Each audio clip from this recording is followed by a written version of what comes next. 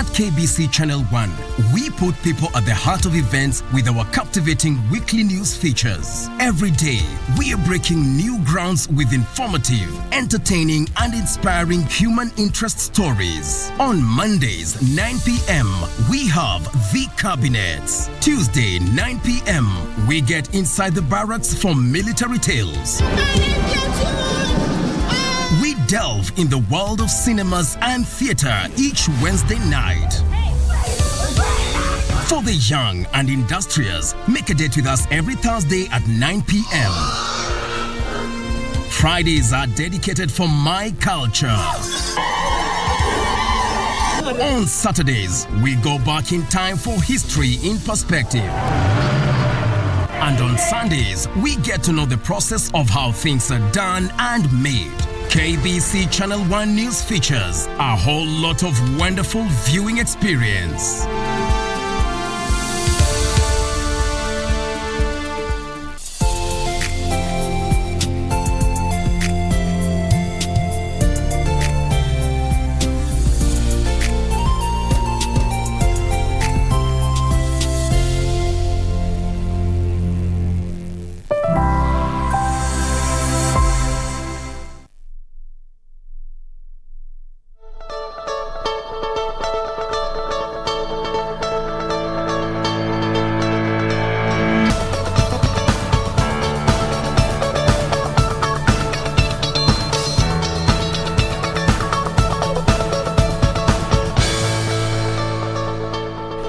What a way to start your day on this new day of November 2022. Good morning. This is Good Morning Kenya on KBC Channel 1, first day of the month of November. I hope you are doing great. It finally showered in Nairobi and other parts of the country. Now, that's what we call showers of blessing. It was pretty hot, and we hope that is going to continue like that for the next few months. Now, in the next 30 or so minutes, we'll be having, for the first time on KBC Channel 1, on Radio Taifa and Ingo FM, the Speaker of the National Assembly, Moses Masika Wetangula, talking live here on KBC Channel 1. Today is all about representation, legislation, and oversight. What are some of the questions do you have? Please send them to our social media, and Rashid Momkondo will be sampling them during that interview coming not too long from now. But right about now, it's time to get the show on the road. Good morning. My name is Victor Lowe. Doreen. Showers of blessing indeed, coming on a new month. And I say, perhaps it's going to be a good month. It's going to be a good month. As you run into actually started showering at around some few minutes to midnight. Yeah. Yes. All into the morning. And I say that because, you know, November, it is one of my favorite months, birthday week, birthday month, and everything nice. Allah. So we expect a really good ride on this month. It's a cocktail of good things. And also it's a good time to say we are now counting days to Christmas, is it? More or less Yes. If you go to these retail shops, they have the Christmas trees and the cars. Man, we love holidays. Anyway, take it away. Anyway, a beautiful morning to you, and as usual, we always appreciate your time joining us Monday through Thursday, 6:30 all the way to 10. I can tell you for sure a lot is happening in the country. At least today, CBC task force are going across the country. They've already picked 10 counties where they'll begin, you know, the review in terms of submissions. Also, the Deputy President yesterday talked about the ravaging effects of drought. You're talking about 29 counties so far. In fact, he said that almost daily we are sending relief food across these different places, and the biggest question has been, so then how do we get a long-term solution to this effects of drought? In addition to that, also on our different conversations, we shall be looking at the burden of cancer again. Much as October is over, being the Breast Cancer Awareness Month, today we look at what institutions are doing to alleviate the burden that is cancer, with the setting up of various cancer centers. How has this so far reduced or alleviated the burden of cancer? That and so much more coming up your way, so stay put till 10 a.m. I'm Doreen Arange Okello. Good morning, Ray. Now, being the first day of November, I just want to ask you, with just less than 60 days to the next year, that is 2023, have you achieved what you had laid out to achieve in 2022? Well, if you haven't, 2 months to go, and do it. just do it. Now, in 100 days, civil servants are expected to receive a pay hike, or rather a pay rise. And this is a pledge that has been made by CS Jumwa there, who says that a technical committee has been formed to make recommendations of appropriate pay rise and further to also increase service delivery, at least across 18 Huduma centers, is that working hours have been extended to 7 p.m. This and so much more will be coming up as we bring you up to speed with stories that have been making headlines in the last 12 hours. My Twitter handle is at Ray Manyara and the station handle remains at KBC Channel 1. We invite your views. Good morning once again. I'm Regina Manyara. Let's do this.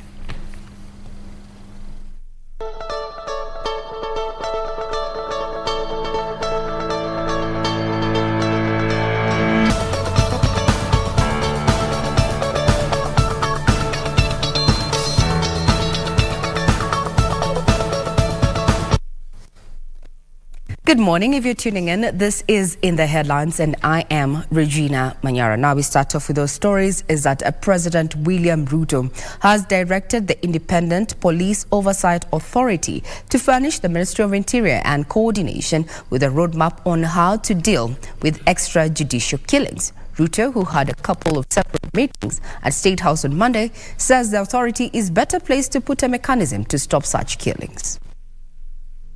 President William Ruto wants firm action taken against persons behind extrajudicial killings in the country. In a meeting with IPOA top leadership Monday, the president sought to have the commission furnish his government with a detailed report on killings in the country. The latest killing by police was that of a Pakistan journalist who was shot dead in Kajiado County under unclear circumstances. Also under investigation is how 2 Indians and their Kenyan taxi driver were abducted and killed by police claimed to be security officers and their bodies dumped in Aberdare Forest. Over 10 officers from the now disbanded Special Services units have been arrested in connection with the death of the 3 and are already in court. Early in the day, the head of state held talks with a U.S. delegation on mechanisms to boost trade between Nairobi and Washington. The president said the country has a huge potential to export, among others, clothing products, tea and coffee to the United States. Now, the issue of extrajudicial killing has been trending for the last few weeks or so, with families of those who have disappeared after, being picked up by, one form of security apparatus or the other, coming out and saying that they need their kin back. Remember, security expert Mwendo Bijiwe is still missing, among others. Now we cross to the Senate, where medics at the Kenyatta National Hospital are on the spot for alleged negligence that caused the death of a 2-year-old boy who had a fork jembe lodged in his head. The mother of the boy narrated to the Senate Health Committee how medics at the biggest referral hospital kept the boy waiting for 17 hours with a fork jembe still in his head because they could not pay 2,000 shillings. It's a committee work plan for November 2022 and considered correspondence that was pending before the committee and any other business. The Senate Health Committee commenced investigations into the circumstances leading to the death of a 2-year-old boy who had a fork jembe lodged in his head that occurred at Kenyatta National Hospital. The committee hearing a first-hand account of the mother of the young boy as they arrived at the state facility.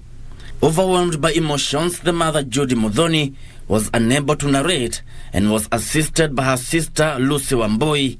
According to Lucy, they first sought help at a nearby chemist before proceeding to Thika Level 5 Hospital, where the medics only took a scan before referring the boy to Kenyatta National Hospital.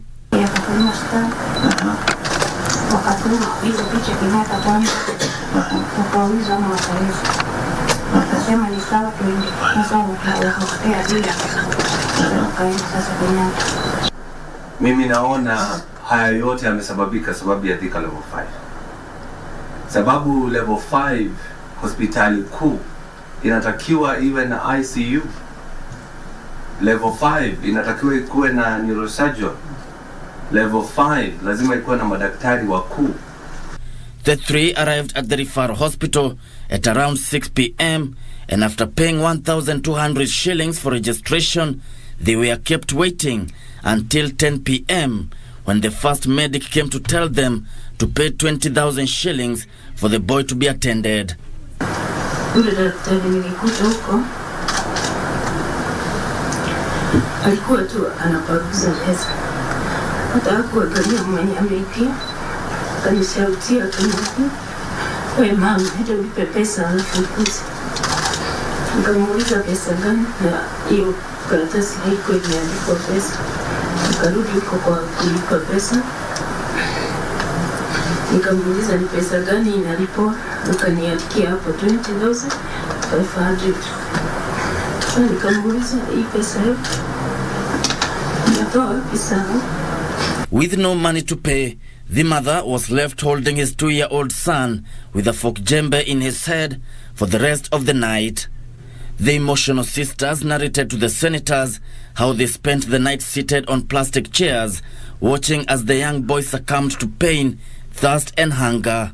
Kwa sababu tukakaa mpaka saa 4 tukauliza kwani kumeendaje? Mtoto tumesikia anaenda saa 2, saa 4, saa 5, saa 6. Kuulizia wakasema ati kumeingia emergency. Tukauliza kwani hii sio emergency ama ni jua tuna pesa? Alikuwa anakuja hapo kitu saa 7. Na hiyo saa 7 mtoto hata alikuwa anachingelisha.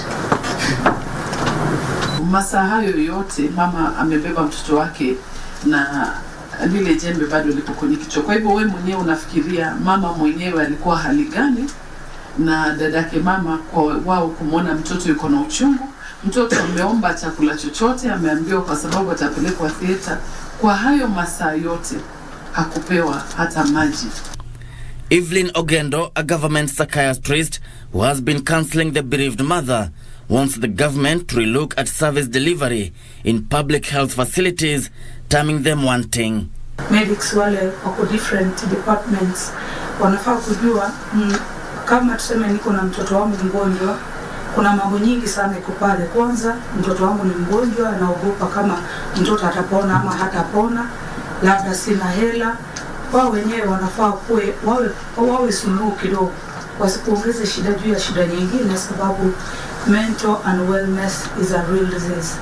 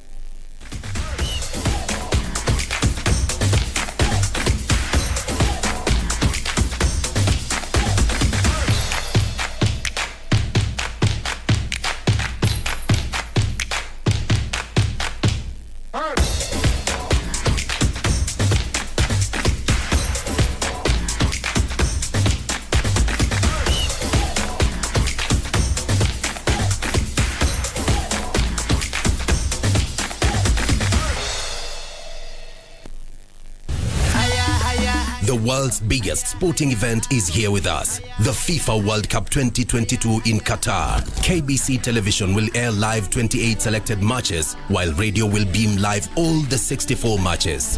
We would like to bring to the attention of the public that KBC is the only station that has exclusive 2022 FIFA World Cup free-to-air FTA broadcast rights for both TV and radio in the Kenya territory, and no other media outlet. Therefore, catch all the FIFA World Cup action live and exclusive on KBC TV and radio. KBC is indeed your true sports partner. Gonna be sticking around every tomorrow.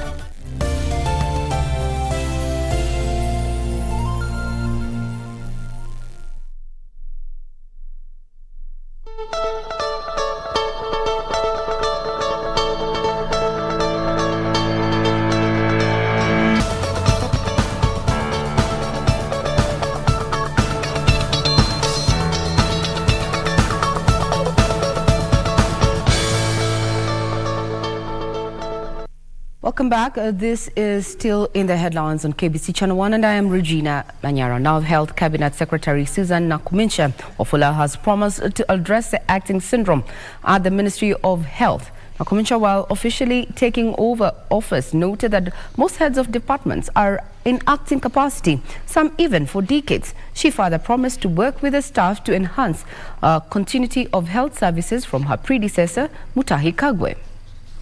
In terms of transitions, this has been one of the best transitions from government to another. And I really think that President Ruto has done a very good job of the transition process so that there can be continuity. So, Madam, I want to hand you over this officially. Health Cabinet Secretary Susan Nakumincha has officially taken over office at the Ministry of Health.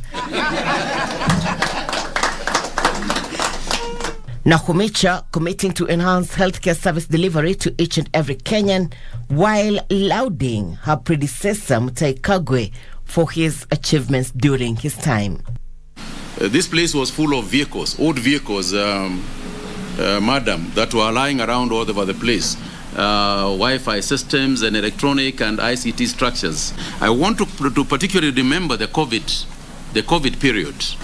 I'm not sure what version of Afya House this is going to be, but of course a new version. And many of you have asked whether I will fit in Senator Mutahi Kagwe's shoes. Obviously no. I'm sure his shoe size could be 42 or something thereabout. While being introduced to the staff of the Ministry of Health, the new CS wondered why many heads were on acting terms. We look forward to ensuring that people are rightfully placed and we are rightfully working together to achieve the objectives that we have been given. The new CS vowed to streamline the ministry to respond to the changing dynamics.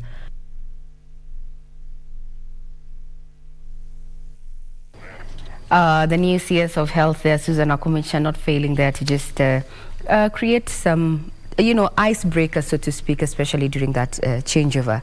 And I like already that she admitted that she would not fit in outgoing CS's position, or rather shoes there, definitely ushering a new reign with her at the top there.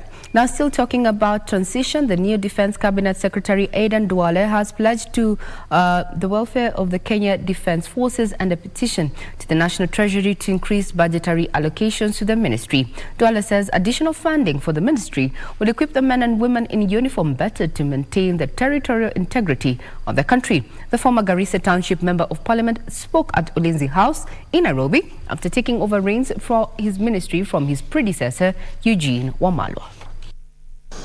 Kenya Defense Forces headquarters at Ulinzi House, Nairobi. Immediate former Defense Cabinet Secretary Eugene Wamalwa and his successor Aidan Duale signing the ministerial handover report in this change of guard formality. We want to celebrate KDF as being not just the institution that leads in ensuring the territorial integrity of Kenya, but also the institution that is helping civilian authorities, especially this time of drought. As we speak, KDF is contributing greatly towards alleviating the drought situation facing particularly the northern part of Kenya. In his speech, Wamalo congratulated Duale on his appointment even as he looked back at his 1 year plus tenure at the ministry. Also in manufacturing, as you know, we have a shipyard. As Kenya, we are able to manufacture our own ships, and it's a great stride we have made in manufacturing and industrialization of our country. The new cabinet secretary, while thanking his predecessor, set out 5 clear priorities. Among them is ensuring the Kenya Defence Forces is well funded by the National Treasury. We pay special attention towards improving the welfare and the well-being of the KDF fraternity, and this is in terms of their condition of service, their housing, their medical schemes, and of course ask Parliament for more budgetary allocation and approval. Later, Duale was introduced to staff at Lindsay House before being hosted at a luncheon that was also a send-off for his predecessor Eugene Wamalwa.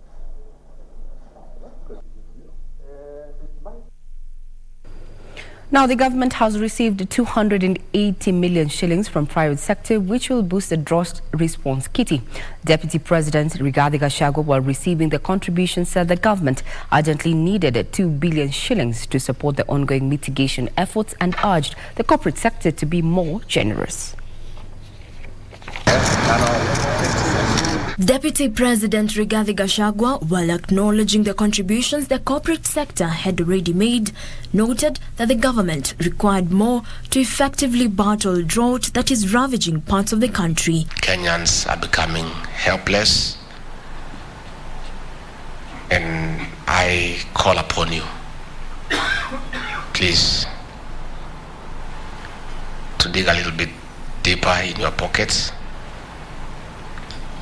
and see what you can do so that we have a concerted effort to make sure that no Kenyan, not a single Kenyan, dies from hunger. The Deputy President Rigathi, however, noted that the government is working on long-term solutions to the cyclic droughts.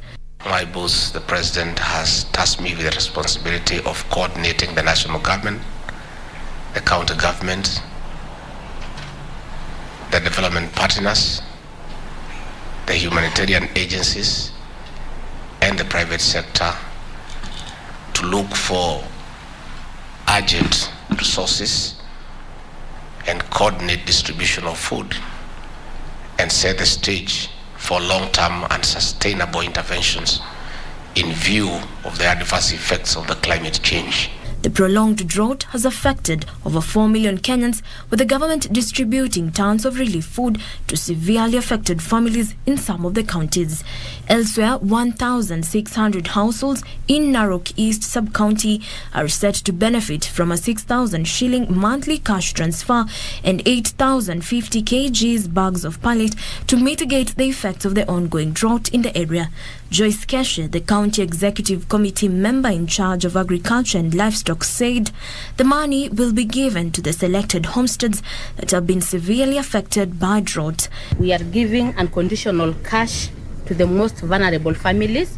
That is, it will cover 1,600 households, and the amounts are 6,000 per household. The already selected 1,600 households will each benefit of 12,000 shillings.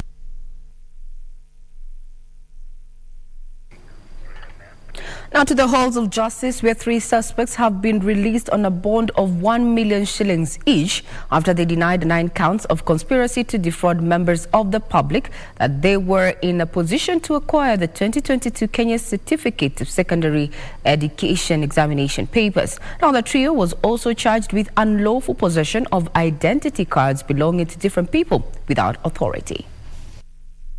Kevin Mogaka, Francis Manyara and Bravin Osano were paraded before Chief Magistrate Wendy Moshemi. The 3 university students were each ordered to pay a cash bill of 500,000 shillings. Each accused person is given a bond of 1 million shillings with one surety of a similar amount, or a cash bill of 500,000 with 2 contact persons. Copies of all statements and documents that will be used by the state to be available to the defense. They were accused that between October 1st and October 20th, 2022, they ran a web-based syndicate that was fleecing Kenyans on claims they have leakage for the 2022 Kenya Certificate of Secondary Education examination. The prosecution told the court that the suspects were also found in possession of identity cards belonging to different people which they could not account for. The case will be mentioned on October the 14th, 2022, when a pre-trial date will be set. Meanwhile, the 60 million shillings land fraud case facing former Kipipiri Member of Parliament Amos Kimunya and two others failed to kick off on Monday as scheduled because one of the accused persons did not have legal representation. Senior Principal Magistrate Peter Aoko also summoned the law firm that was representing Midlands Limited, a private company implicated in the case. Kimunya and his co-accused Lilian Wangiri Njenga and Juhanke Wainaina appeared before the Anti-Corruption Court after the High Court reinstated the charges last week. The three were freed 2 years ago for lack of evidence, but High Court Judge Esther Maina overturned the decision, saying the trial magistrate erred as they should have been placed on their defense. It is alleged that the three used their offices to allocate 25 acres of public land then valued at 60 million shillings to Midlands Limited.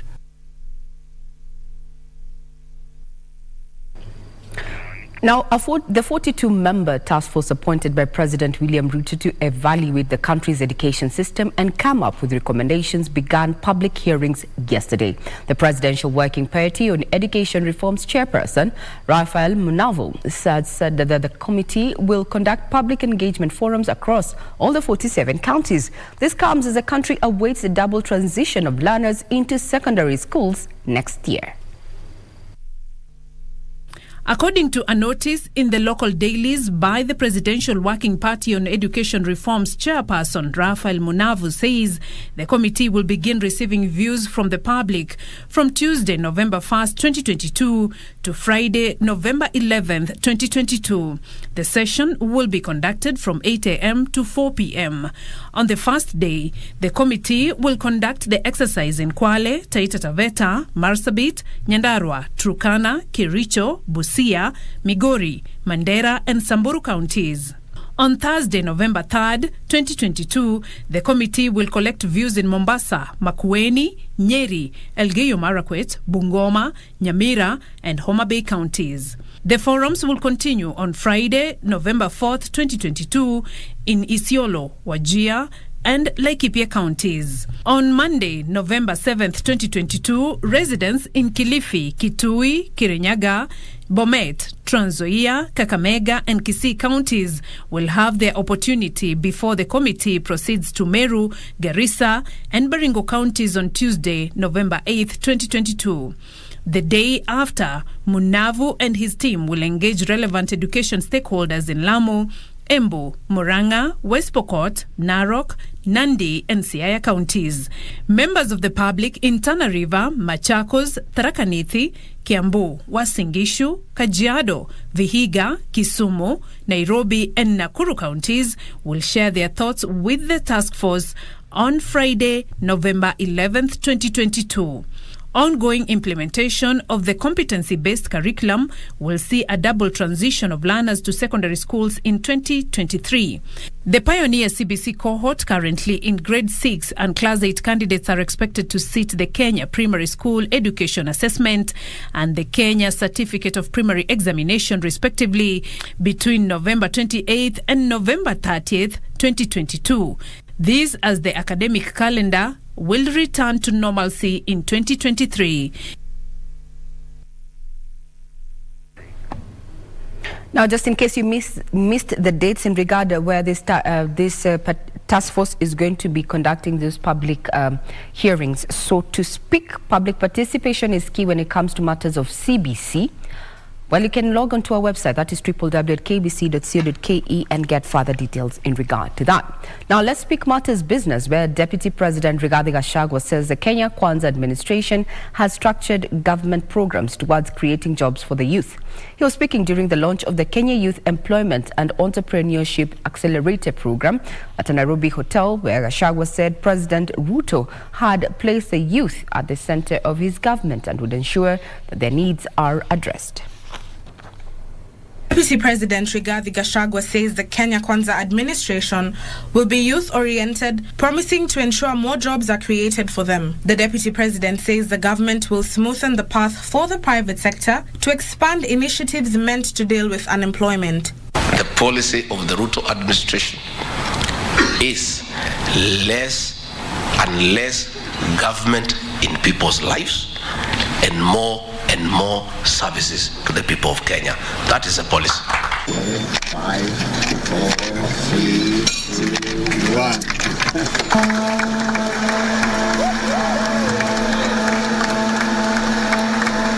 He was speaking during the launch of the Kenya Youth Employment and Entrepreneurship Accelerator Program, which is sponsored by the Kenya Private Sector Alliance to create at least 1 million jobs annually over the next 5 years within the private sector. The idea of the Kenya Youth Employment and Entrepreneurship Program is to unlock the potential of the SMEs, which are mostly young people, through tailored support services that allow them to grow and create jobs for young people. He challenged companies to ensure they widened their boardrooms to accommodate young people, saying it is one way to mentor them as they prepare to serve in bigger roles in the society. We want a situation where in your boards of directors, you have 2-3 characters below the age of 35.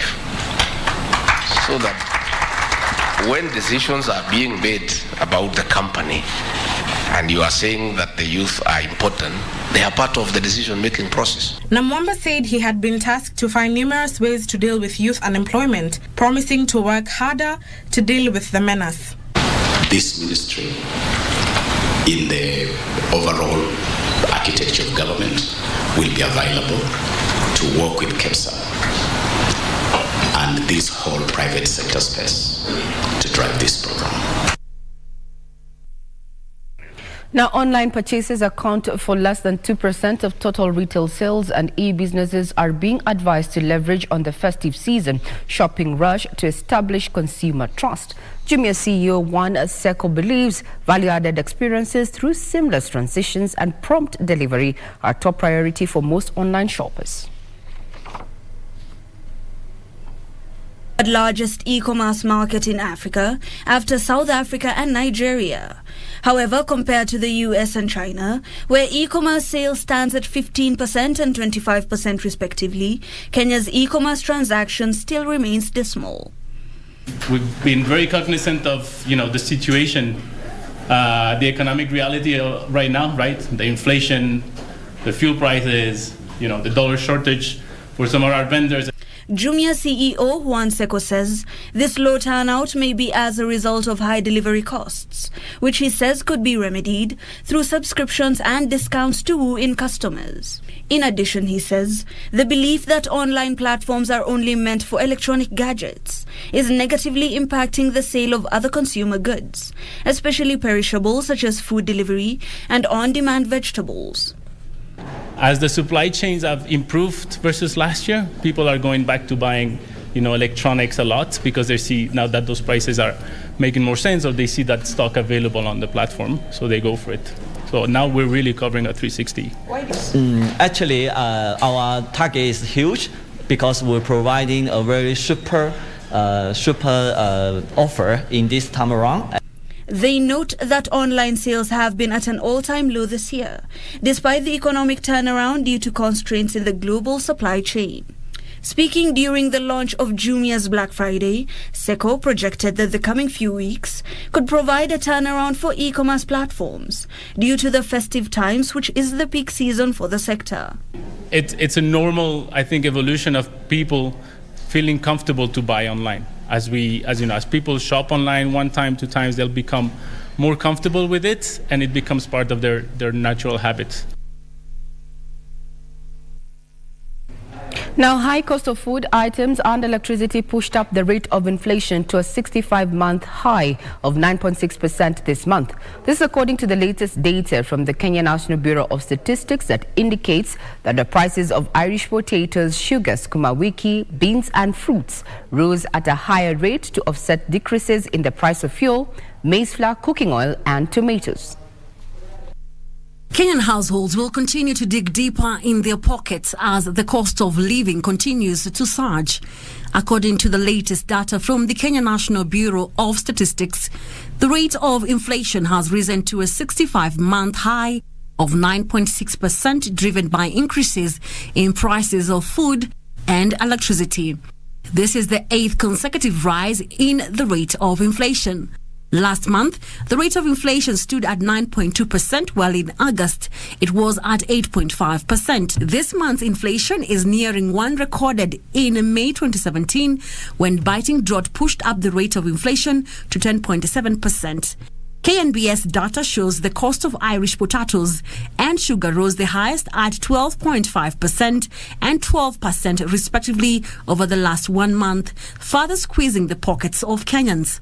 There was also notable increases in the price of sukuma wiki, mangoes and electricity, which went up by 3.8%, 5.3% and 1.8% respectively. The price of 50 kilowatts electricity units during the period went up by 2.4%, while Kenyans purchasing more than 200 kilowatts paid more by 1.8%. The KNBS data indicates that there were marginal commodity price reduction for products such as maize flour at 1.7%, cooking oil at 3.5%, and carrot 2.5%. The price of matatu fare, taxi fare, among others, increased marginally despite the price of a litre of super petrol and diesel reducing by a shilling.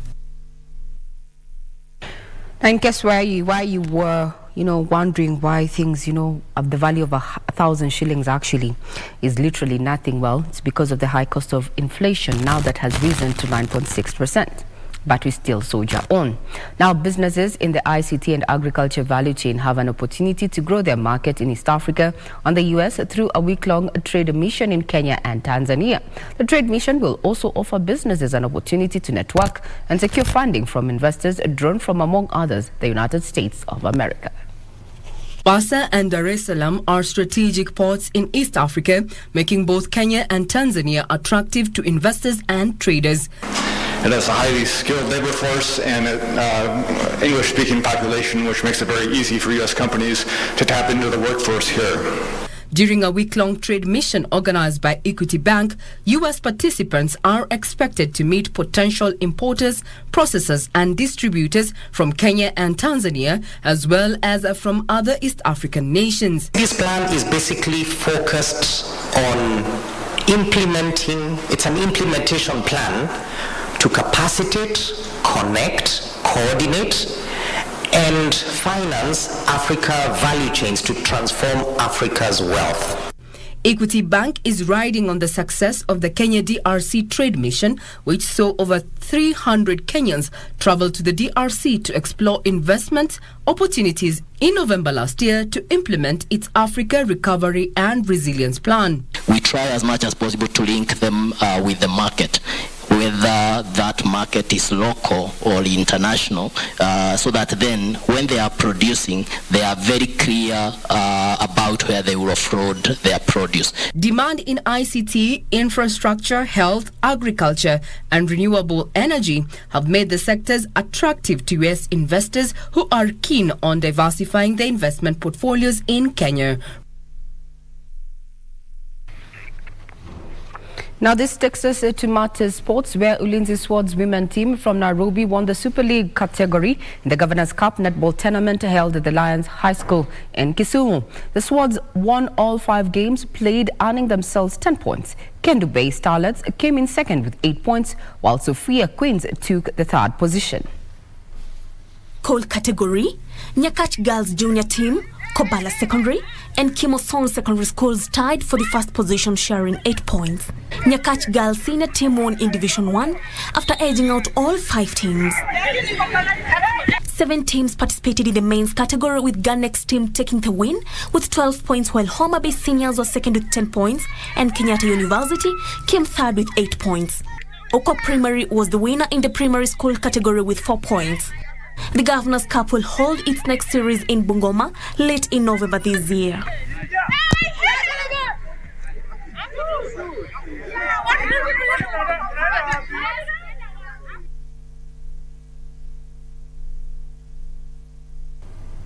Now, it is exactly 19 days to the global showpiece that is the World Cup 2022. And now former Black Stars captain John Mensah has urged the Ghanaian team to prioritize teamwork in order to attain their goals at the 2022 FIFA World Cup in Qatar. Ghana lost 3-0 to Brazil before beating bottom-ranked Nicaragua 1-0 during the international break. The World Cup finals will be exclusively televised on this channel, that is KBC Channel 1, and on our radios beginning the 20th of November through to the 18th of December.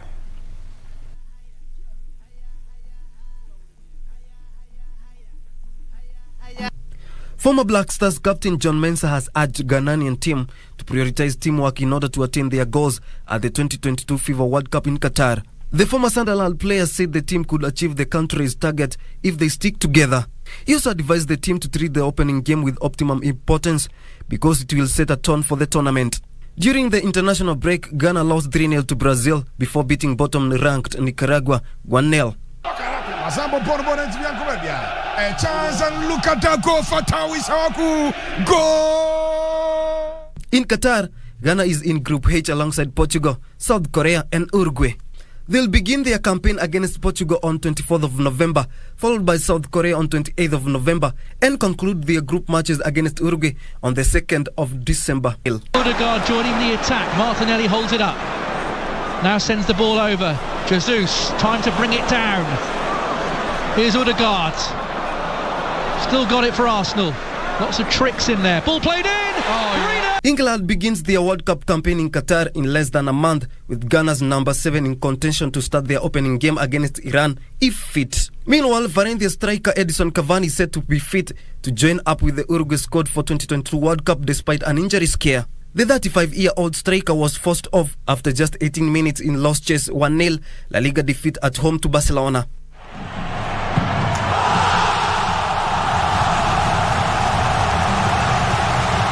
The World Cup finals will be exclusively televised live on KBC Channel 1 for Channel 1 Sports.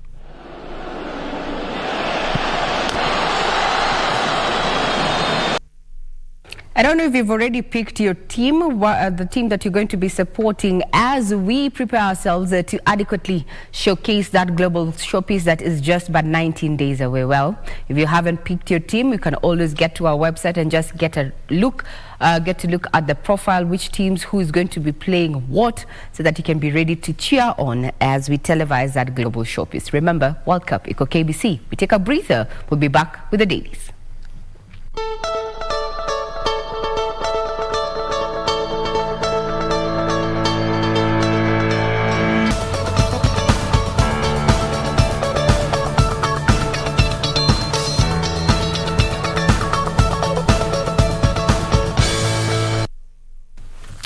All right.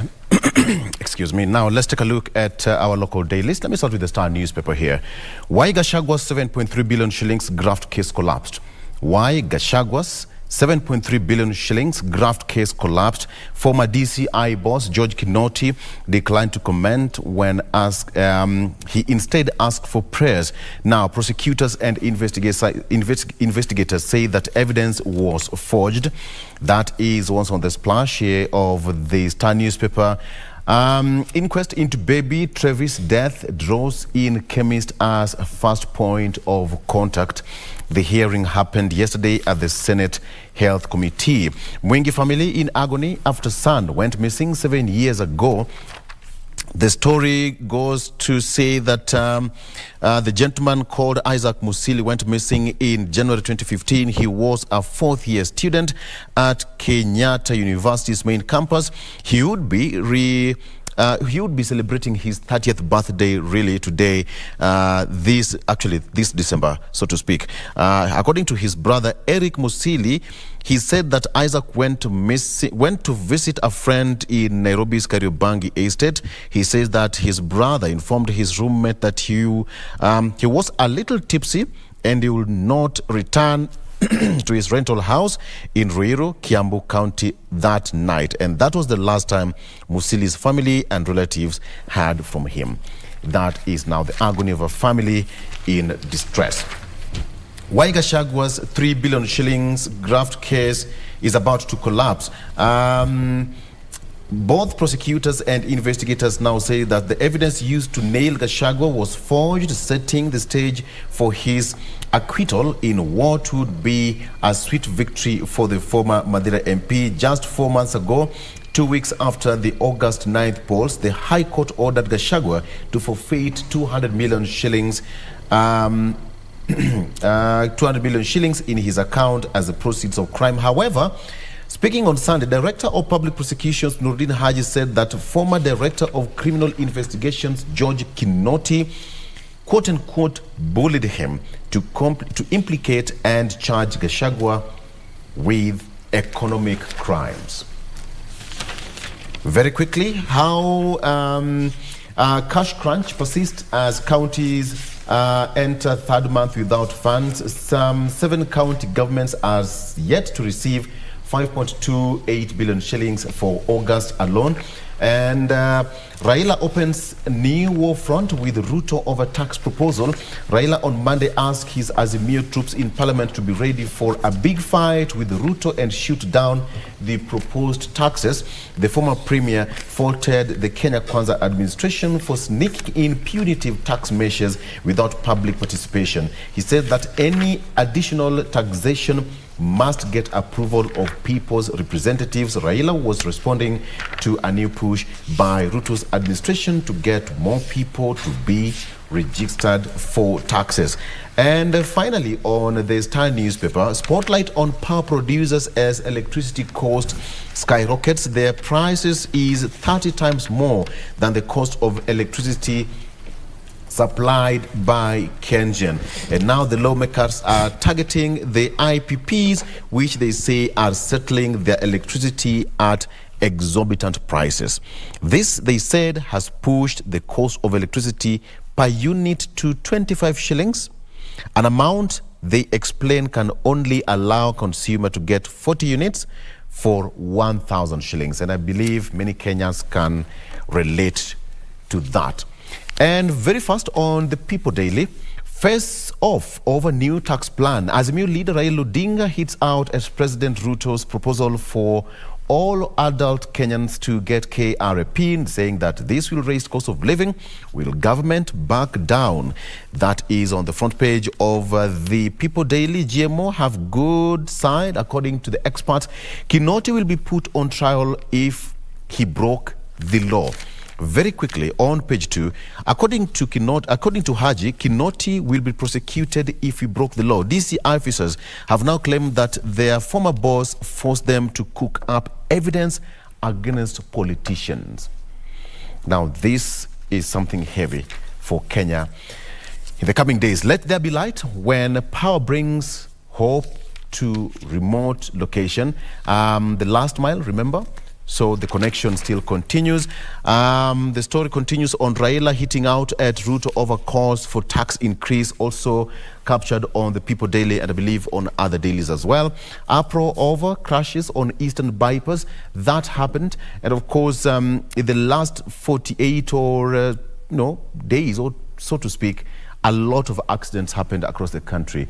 The latest one being a gentleman called Steve Chege. He's been going around on social media.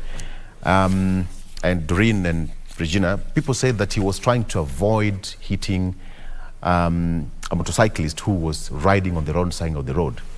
So that cost him his life. Let's be careful on the road, especially at the time that it has started to rain. We are not used to that kind of weather. All right. Doreen, take it away. All right, coming to the front page of the Daily Nation, the main read, Kinoti, man on the cross in a nasty feud. This is what the Daily Nation is holding for you this Tuesday morning, just talking about that perhaps he might be the one to carry the cross of the previous government's sins, or if you may, the Uhuru presidency. More like the hunter has become the hunted. Quite a raft of issues being talked about here. Key among them being the war on crime, Kinoti is also under siege over the Special Service Unit of the DCI, which is accused of being behind the majority of the extrajudicial killings in the last regime. Of course, this is a unit that was disbanded by the president because of the same reasons. Also, matters on corruptions coming to the fore.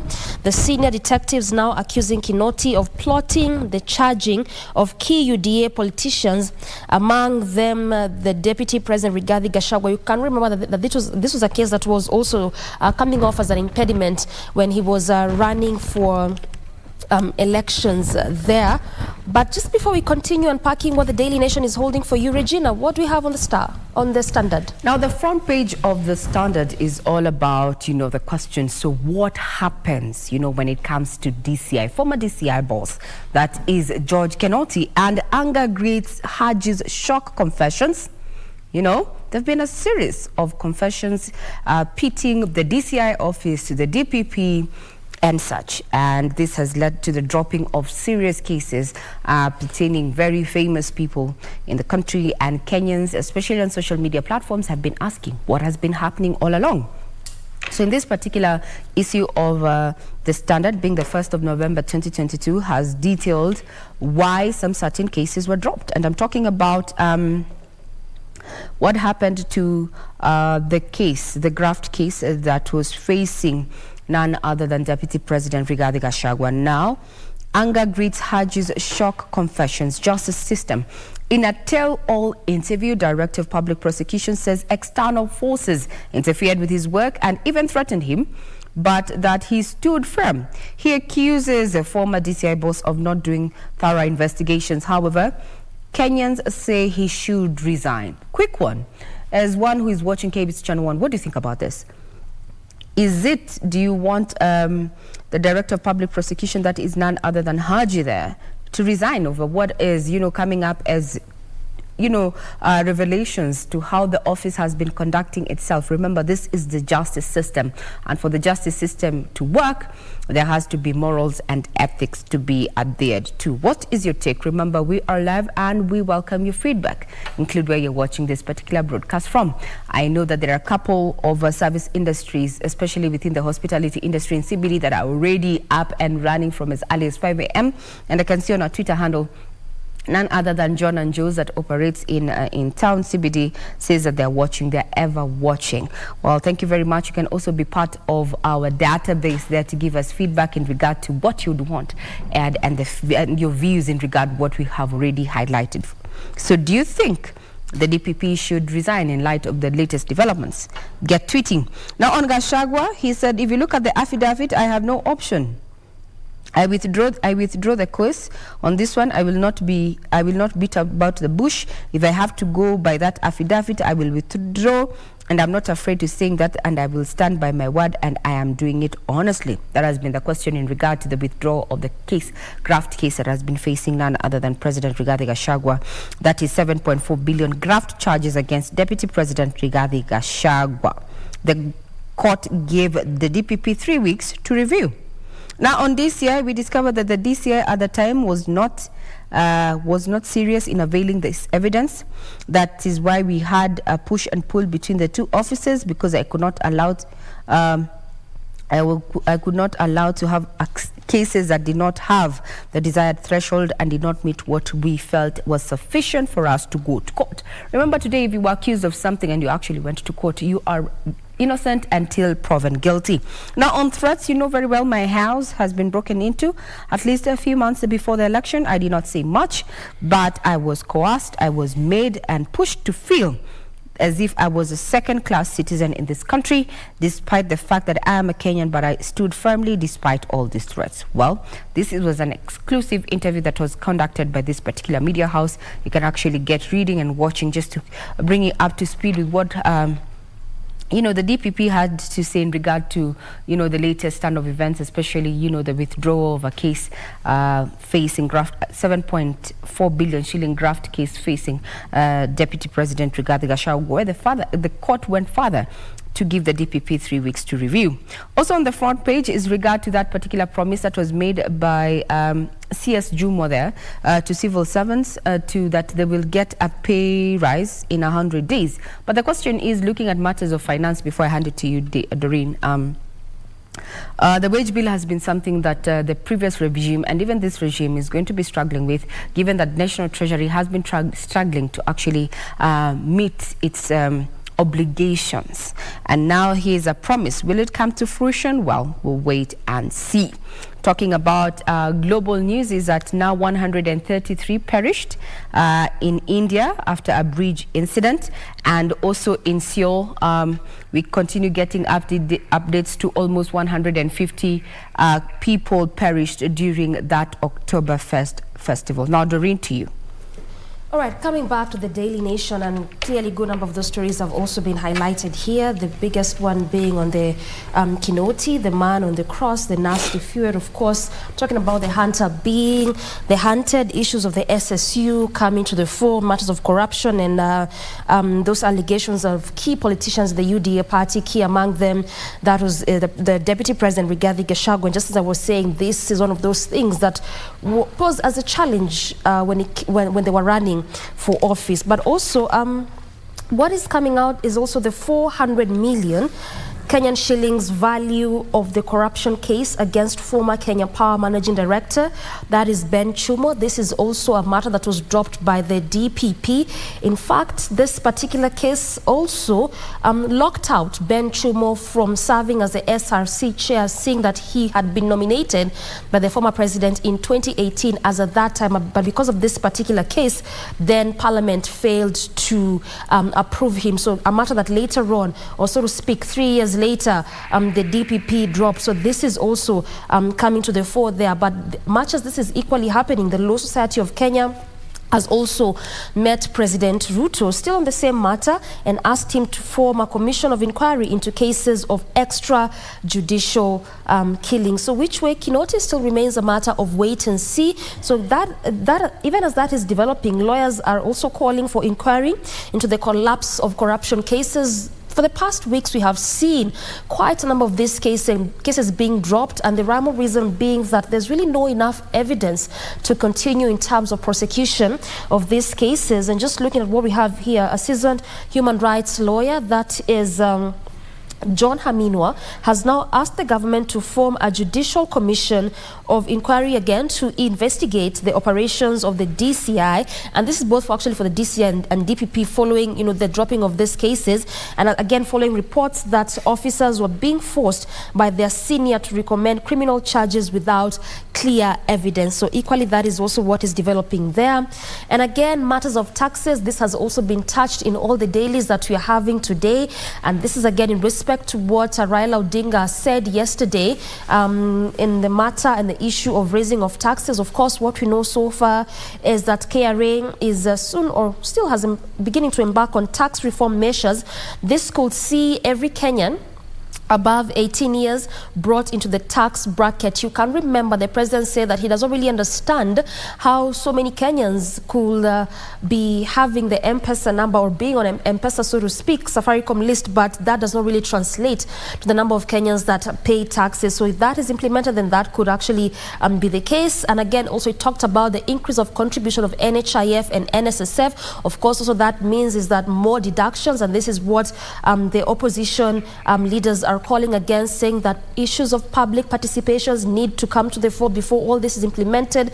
And also the approval of Parliament again needs to ensure that this takes center stage before all this is implemented. And lastly, matters of climate change have taken center stage again on this particular daily. This is even as we prepare for the COP27, which will be taking place in Egypt beginning next week.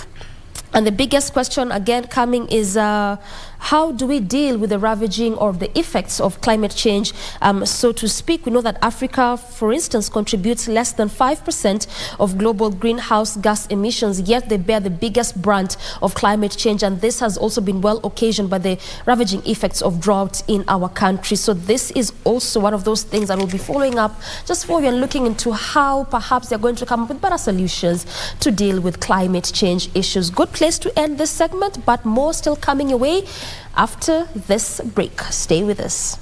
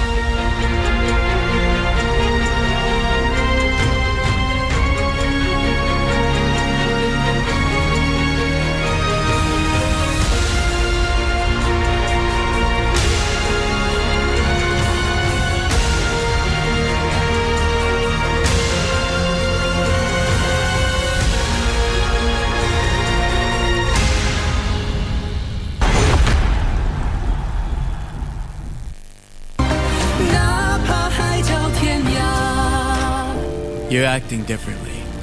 Normally, you wouldn't even care about something like this. But this time, you lost your temper? You're different from other immortals, and the story changed according to your power. When you found yourself back in heaven, did anything feel off? When he confessed his love to me, I should have at least felt something, right? What? He confessed his love to you? Are all of those years we spent together nothing to him? I read lots of love stories when I was there. Make sure that during this time, the lantern stays lit. You can't use magic either. You have to stay vigilant.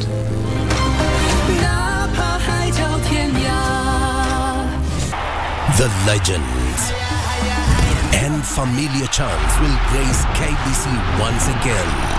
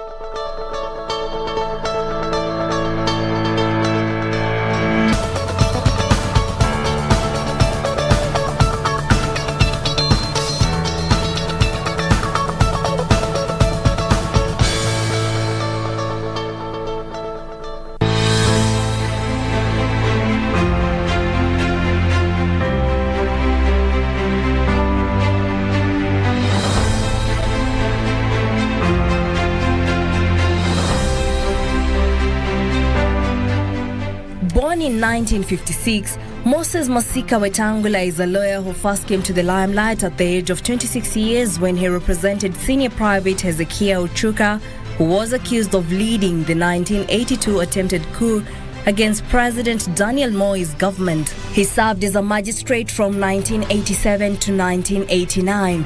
Wetangula would years later, during the clamor for multipartyism, win the heart of President Moi, becoming his close ally and defender in Western Kenya, a region dominated by the opposition led by Wamalwa Kijana. In 1992, Wetangula entered active politics when President Moi nominated him to parliament soon after the first multi-party general election in 1992. In 2002, he joined Ford Kenya and easily beat Munyasia at the party nomination, eventually replacing him as the Sirisia Member of Parliament. Ford Kenya was then under the National Alliance Coalition NAC. In 2007, he joined the Party of National Unity PNU and recaptured the Sirisia parliamentary seat and won. Wetangula would become a key figure in the government of President Mwai Kibaki, both under the National Rainbow Coalition NAC and later under the Party of National Unity PNU. He served in various cabinet positions, including a Minister for Foreign Affairs from 2008 to 2010, and then as Minister for Trade from 2012 to 2013. During the post-2007 election violence, President Kibaki turned to Wetangula and dispatched him to Addis Ababa to address the African Union. He was involved in the peace negotiations brokered by former United Nations Secretary General Kofi Annan. Africa has had more than its fair share of unhelpful conflicts, and it is time we sat back and gave peace a chance so that we can focus on development. In 2010, Wetangula was accused of making the government incur 1.6 billion shillings through purchasing a low-value land in Tokyo, Japan, for the Kenyan embassy instead of accepting a free property from the Japanese government. He stepped aside pending investigations. I have made a personal decision to step aside from my responsibility and appointment as Minister for Foreign Affairs of the Republic of Kenya to give room and pleasure to those who have been haunting and tormenting me for the last 3-4 weeks, to give room to the very able arms of investigation to carry out investigations, and I can assure you without any fear of contradiction that my innocence is guaranteed because I am absolutely clear. In 2011, Wetangula was absolved of wrongdoing in Tokyo scandal and reinstated as minister. In 2013, Wetangula successfully vied for the Bungoma senatorial seat following the nullification of Muskari Kombo's win. The same year, the Coalition for Reform's Democracy Code appointed Wetangula the Senate Minority Leader. Wetangula successfully defended his senatorial seat in the 2017 elections under the National Super Alliance NASA, retaining his minority leader position in the Senate. However, in March 2018, Wetangula was ousted from the Senate minority leadership and replaced by Siaya Senator James Orengo of the Orange Democratic Alliance, ODM. Ahead of the 2022 general election, Wetangula and his Ford Kenya party joined the One Kenya Alliance, OKA, to support Deputy President William Ruto's bid for presidency. Reporting for the Cabinet, I'm Jackie Wambiru.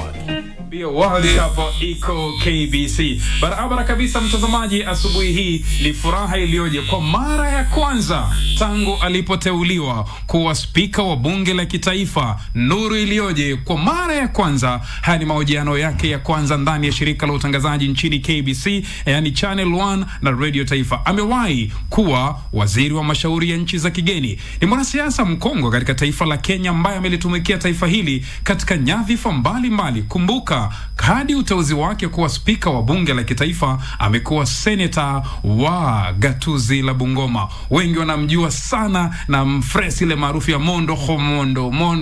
Tunamzungumzia nani? Spika wa bunge la kitaifa Mheshimiwa Moses Masika Wetangula. I hope leo hakutakuwa noisy na Messi. Karibu sana Mheshimiwa ndani studio. Asante sana boss. Mwanzo nichukue fursa hii kuweza kukupongeza kuchaguliwa kuwa spika wa bunge la kitaifa, kwa sababu hii ni fahari kubwa sana kwako. Shukran kabisa. Nama. Ni fahari kubwa ndio.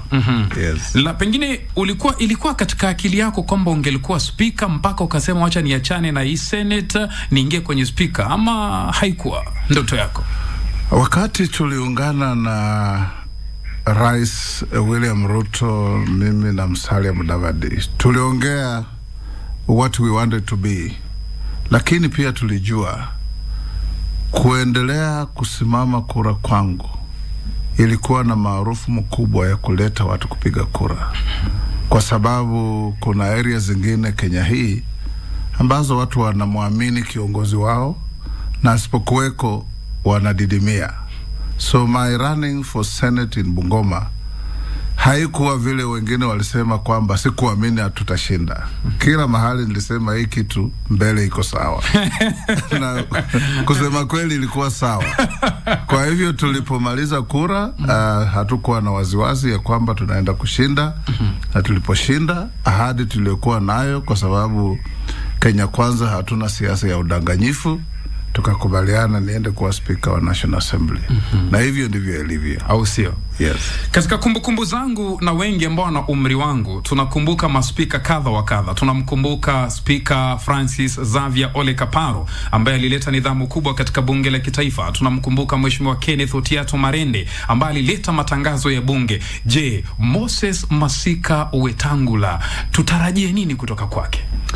Kwanza ni kuwashukuru wale waliokuweko, na katika hotuba yangu ya kukubali kuchaguliwa niliwataja wale wote ambao walinitangulia: Humphrey Slade, Fred Mati, Jonathan Ngeno, Moses Keino, Francis Ole Kaparo, Otiato Marende mwenye tulibishana naye katika uchaguzi huu, na nikasema ya kwamba mbali na kuendesha bunge katika kanuni na historia iliyoko, ile tunaita precedents, ile tunaita kufuata sheria, pia nilisema nitataka kurudisha uaminifu wa wananchi, umma wa Kenya katika bunge, kwa sababu for some time tumekuwa na trust deficit katika taasisi ya bunge, na wabunge wenyewe hapo mbeleni umeona wakikosoana, mmoja anasema huyu alifanya hii, huyu anasema alifanya hii. Mimi nimewaambia katika uongozi wetu wa sahihi tunataka kuona kurudisha hali ya uaminifu, hali ya kuaminiana kati ya umma na bunge, kwa sababu wabunge ni wawakilishi wa wananchi, wanaleta maono ya wananchi, wanaleta utetezi wa wananchi katika bunge ili ipitishwe kama sheria au kama hoja, matatizo ya nchi itatuliwe.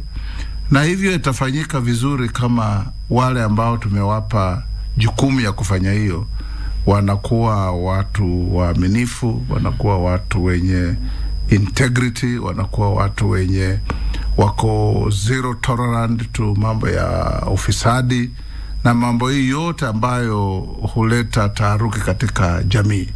Na mimi huwa mara kwa mara nikizungumza na wabunge wakiwa kwa vikundi au wakiwa binafsi, na wakumbusha ya kwamba my legacy must be kuleta uaminifu, public trust in the House of Parliament. Kwa sababu wananchi wana choice ya kwenda katika mahakama, wana choice ya kwenda katika mambo mbalimbali kutatua matatizo yao, lakini mara mingi wanaleta maswali yao kwa bunge, wanaleta petitions kwa bunge, wanaleta hoja zao za bunge katika public participation. Huwa wana turn up in large numbers kueleza wabunge ni nini wanataka katika ubadilishaji wa sheria, katika utungaji wa sheria, katika utekelezaji wa budget na mambo kama hayo. Na vile wananchi wanavyoamini ya kwamba matatizo yao yatatatuliwa bungeni, ndivyo lazima wabunge pia waajibike kuwa na huo uaminifu ambao wananchi wamewapatia. Yes. Jambo la pili ni kuhakikisha kwamba tuko katika serikali au nchi ambayo tuna pembe tatu za serikali. Kuna executive ikiongozwa na rais, kuna judiciary ikiongozwa na jaji mkuu, na kuna bunge ambayo inaongozwa na maspika wa National Assembly na Senate. Lazima tuhakikishe ya kwamba kama tunataka bunge iwe na oversight sawasawa katika executive na nyanja nyingi za serikali, lazima bunge iwe na uhuru, iwe independent, iwe na uwezo wa kuact without any fear or prejudice in every respect.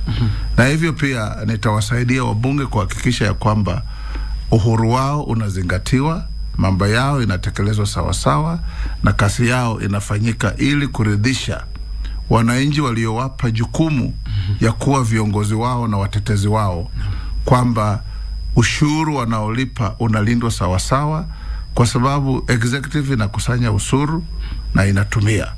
Bunge lazima hakikisha ya kwamba ile ushuru executive inakusanya ni ule imeidhinisha, na vile inatumiwa ni vile lazima iridhishe wananchi ya kwamba inatumika kwa njia ya kumsaidia mwananchi wa Kenya. Kuna swala moja ya mheshimiwa umeweza kulizungumza kwamba unataka ule uhuru wa bunge kama taasisi kivyake, na labda tu nikurudishe hapo. Kuna wadadisi wengi wanaona kwamba huenda bunge likatumika kama kikaragosi cha afisi ya rais. Nikipiga mfano, rais alifungua bunge siku chache tu, na baada ya kufungua bunge siku chache ulimwalika kwa chakula cha mchana, na baada ya kumwalika kwa chakula cha mchana, kesho yake ukaweza kutoa uamuzi kwamba muungano wa Kenya Kwanza ndio una wabunge wengi, na tofauti na awali ambayo ilisemekana kwamba muungano wa Azimio ndio una wabunge. Je, bunge liko huru ama ni kikaragosi cha afisi ya rais? Kwanza kabisa nataka kukwambia mimi si mtu wa kuyumbishwa, mimi si mtu wa kuambiwa afanye ambalo haliwezi kufanyika. Nilichaguliwa na wengi katika bunge. Mimi nilikuwa candidate ambaye nililetwa bunge na muungano wa Kenya Kwanza. Mheshimiwa Marende aliletwa kama candidate wa Azimio la Umoja Kenya 1, o Kenya inaitwa nini, Azimio la Umoja K1 Kenya. Tukabishana, nilishinda kwa ushindi mkubwa. Walionichagua walikuwa wengi, walionichagua walikuwa Kenya Kwanza. That answers the question as to who was the majority to begin with. Kwa sababu wale wenzetu wangekuwa majority, wangemchagua Marende, Mheshimiwa Marende. Pili, mbunge yeyote ambaye amekuwa bungeni ana haki anytime kufunguliwa milango ya bunge, kuja bunge, kunywa chai, kukaa na wabunge wengine, kwenda katika Commonwealth Room, kupata maakuli na mambo kadhalika. Siku yenye Rais William Ruto alikuja bunge, hakuja kwa mwaliko wangu. Alikuwa katika KICC katika masuala ya kiserikali, na alivyomaliza akawaambia waliokuwa nao ya kwamba badala ya kwenda kutafuta maakuli kwingine, sisi ni wabunge wa zamani na tuko na uwezo na haki ya kuingia bunge, twende bunge tukule lunch. Akaingia, na mimi nilikuwa nimetoka katika kikao cha bunge, nilikuwa hata sijabadilisha mavazi. Nikaambiwa rais amekuja katika bunge. Kwa hiyo hukujua kama atakuja? Sikujua. Na mimi lazima kiheshima, mtu yeyote akija katika bunge ambaye anastahili attention ya speaker, lazima nimshughulikie. So nikaenda chini, tukakaa katika meza ya speaker na wabunge katika mirengo yote. Tulikuwa kwa hiyo meza na wabunge wa Kenya Kwanza, wabunge wa Azimio, wabunge wa Independent. Tulipomaliza maakuli akaenda. In fact, by that time my ruling was already ready. So hakuja na hatukuzungumzia mambo yote katika ile ruling tulikuwa tunaenda kufanya. Pili, katika kikao hicho cha lunch, mimi kama speaker sikuwa na mazungumzo ya varaga yoyote na rais. Nilimwachia asungumuze na wabunge, kwa sababu wabunge wanataka kuwa karibu na rais wa nchi. Wabunge wa sehemu zote na mirengo yote katika bunge. Na alisungumuza na wabunge wote, akapika picha na wafanyakazi wa bunge, wakafurahi, pika picha na viongozi wa ulinzi katika bunge, Sergeant at Arms Office. Alafu akarudi kwa ofisi yake. Hakuna mwaliko nilikuwa nime-extend, but rais kama mbunge wa zamani, unakumbuka wazee wetu kama Martin Shikuku, kama George Anyona, na wale wabunge wa zamani George Ndenge the late, walikuwa tangu waondoke bunge. Kila siku nilikuwa nawaona bunge wakija kupata maakuli ya mchana, wakishirikiana wabunge, wanaenda library kusoma, wanaenda kukutana na vikao vya bunge. So that is nothing unusual. Na vile rais alipokuja, haikusaidia au kuyumbisha mafikirio yangu as towards the majority. It had already been demonstrated as towards the majority. One, kura ilikuwa imepigwa, majority imenipigia, nimeshinda. Pili, record ziko. Wale wabunge wa vyama mbalimbali ambazo mbeleni zilikuwa zimejiunga na Azimio, walikuwa wamewachana na Azimio, wameunga na Kenya Kwanza, wamesign agreements. Tatu, katika katiba ya Kenya kuna kipengee nafikiri 36 au ya around there, inasema kila Mkenya ana haki ya kushirikiana na kuwa na uhusiano na mtu yeyote anayependa. Sasa wewe na mimi hatuwezi kusaini mkataba ya kusema ya kwamba mimi sitashirikiana na ule kwa sababu tumesaini na wewe. Kushirikiana kwangu na yeyote ninayempenda ni kikatiba. Na ukisaini agreement yoyote ambayo inakuzuia au ina limit your association as a free Kenyan, hiyo agreement inakuwa null and void to the extent that it interferes with your constitutional right. Labda tu mheshimiwa, tutulie hapo hapo. Wewe ni mwanasheria, ni wakili, mimi ni mwananchi wa kawaida. Kwa niaba yule anayenisikiliza pia tunataka kufahamu zaidi. Umeweza kugusia vizuri hapo kuhusiana na kwamba kulikuwa na wajumbe ambao walikuwa mrengo huu na wakaingia huko, na ukaweza kunukuu kifungu cha 36 cha katiba kwamba kila mmoja ana haki ya kuweza kujiunga na muungano. Labda tu kisheria, kwanza tulisikia msajili wa vyama vya kisiasa akisema kwamba muungano wa Azimio ndio ulikuwa na wajumbe wengi, mosi, na pili kuna ile sheria ya vyama vya kisiasa ambayo iliweza kupitishwa. Je, hapo utatuwekea vipi? Kwa sababu kulingana na ile sheria ni kweli Azimio walikuwa na wajumbe wengi mheshimiwa. Msajili wa vyama hakusema hivyo. Alisema katika muungano wa Azimio kuna vyama vifuatavyo. Akumalizia akasema lakini unaona wewe walakini lakini hivi vyama vina ugomvi na vina mambo ambazo zina utetezi na Azimio kwa sababu vimesema havitaki kuwa katika mrengo wa Azimio. Na hivyo vyama tayari vilikuwa vimeungana na Kenya Kwanza, vimesaini mkataba, vimesema ya kwamba haki yao ya kikatiba ya kushirikiana na yule yeyote wanaomtaka kushirikiana naye inawapa ruhusa kwenda kushirikiana na Kenya Kwanza. Na hii haikufanywa baada ya kuja bungeni. Walifanya kabla bunge halijafunguliwa. UDM ile chama ya Roba nam, PA ile chama ya Kingi nam, kuna ile Chap ile chama ya Alfred Mutua nam, na vyama vingine ile ya UD inaitwa nini ya Ocheng, ile kutoka bunge wa Kenya. Na by the time tulikuwa tunabishana as nani majority, PA tayari kiongozi wao alikuwa amechaguliwa kama speaker wa Senate. Unaweza kusema alikuwa bado wako katika muungano wa Azimio. Katika Senate walikuwa wamecross floor tayari. Roba na timu yake wote wako katika muungano wa Kenya Kwanza. Na hata wenzetu wa Azimio wenyewe wanajua.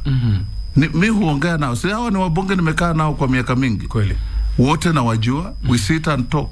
Na walikuwa wanajua hawakuwa na majority katika nyumba.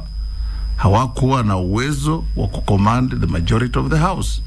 But in politics, we do what we call in law grandstanding, playing to the gallery. Saa zingine tunatoa furugu hapa na pale ili kuonekana kwamba we have a case to fight. But nilipotoa uamuzi wangu, bunge lilikubali, committee zimeundwa, Kenya Kwanza is a majority, Azimio is a minority. I have called upon Azimio wachukue nafasi yao kukalia viti za kamati ambazo zina oversight serikali, hasa kamati za governance, PAC na PIK, na wako na minority leadership. Mheshimiwa Opiyo Wandayi amechukua ofisi yake. Mheshimiwa Jonet ni kiranja wa walio wachache amechukua nafasi yake. Nimemwasaini ofisi na wanafanya kazi. And they consult constantly with me as the Speaker of the House, together with the majority leadership, ili tuone ya kwamba nyumba ya bunge inafanya kazi yake kikamilifu. We are moving into a budget cycle. Wakati huu ni kuhakikisha ushuru wa Kenya wanaotoa unatumika namna gani. Agenda ya Rais William Ruto na serikali ya Kenya Kwanza wanaleta proposals za taxation namna gani, wanaleta proposals za matumishi ya pesa namna gani, na yale ambayo ilitumika na serikali iliyopita ilitumika namna gani. And that's what we are focused on now. Okay. Mheshimiwa, kabla tuweze kwenda mapumziko majira ya 2:00, wewe ni speaker wa bunge la kitaifa. Kabisa. Taifa letu la Kenya kwa sasa linakumbwa na changamoto chungu nzima: uchumi, kiangazi, njaa. Je, chini ya uongozo wako ndani ya bunge la kitaifa mtatoa uongozo gani kwa taifa zima la Kenya? Unajua, hata tungeanza kwa kusema pole kwa Wakenya ambao wanaumia kila siku katika runinga zenu, katika magazeti, ukisikiza radio, wananchi wanaumia. Hakuna maji katika sehemu zingine, hakuna chakula, mifugo yao inakufa. Kila siku kuna picha za ng'ombe zinakufa katika sehemu za kaskazini na mashariki ya Kenya. Na nachukua nafasi hii kuambia Wakenya pole sana kwa yale yote ambayo inaendelea, na kuirai serikali ya kwamba tuhakikishe vile tumepanga ya kwamba Wakenya wasiwe na aibu ya njaa, mali yao kuharibika kwa sababu ya ukosefu wa maji. There are many countries zenye hazina mvua, countries kama Libya, countries kama Israel, countries kama Chad na zingine, ambazo tukiwa na mipangilio tunahakikisha kwamba maji haitokani na mvua peke yake. Tuna maji chini ya ardhi, tuna mito ambayo tunaweza kupambu maji kwenda kwa area ambazo hazina maji. Na kwenda mbele, mimi tu ni kushauri serikali pale ninapokaa kama speaker, nitahakikisha ya kwamba bunge letu linapitisha hoja na mipangilio inayoletwa na serikali kuhakikisha ya kwamba Wakenya ambao wanaathirika na ukosefu wa maji na chakula wana uwezo wa kusaidiwa na serikali na taasisi ambazo zinahusika. Unajua kikatiba, serikali haiwezi kutumia pesa bila kuja kupata idhini ya bunge. So wakileta supplementary budget, hata nitaweka kando kila kitu katika agenda ya bunge ili tu debate, wabunge watoe maoni yao, tupitishe ili serikali iweze kufanya mipango ya dharura kusaidia Wakenya ambao wanaumia sasa. Yes. Bila shaka mtazamaji, ni sauti yake Papa wa Roma. Tutakaporudi baada ya muktasari wa 2:00 tutarudi kutoka kwake tujue, je, amjuze msikilizaji na mtazamaji, ili jina la Papa wa Roma lilitoka wapi? Mimi najua tu Papa wa Mwembe Tayari kule kwetu Mombasa. Mtazamaji, kumbuka unaweza kufuatilia kipindi hichi kwenye mitandao yetu ya kijamii @Doramanya, @The-Right-Honorable Moses Wetangula, @Mwamkondo, @Radio Taifa, @KBC Channel 1. Kumbuka hashtagi ni Zinga na vile vile pia GMK. Endapo kwa sasa ndo unafungua radio yako, KBC Radio Taifa, sauti ya Mkenya, kipindi ni Zinga, na kama unafungua runinga yako pendo na unayoipenda ya KBC Channel 1. Kumbuka ni siku 19 peke yake kwa kombe la dunia. Hata Papa wa Roma ameniambia michuano yote ya kombe la dunia atakuwa anatizama runinga ya KBC Channel 1. Mwelekezi wangu Ben Kamuti ananiambia pumziko fupi, tutakaporudi Papa yuko ndani ya KBC. Usicheze mbali. Shukran zaidi Rashid. Kabla tupate simu 2-3.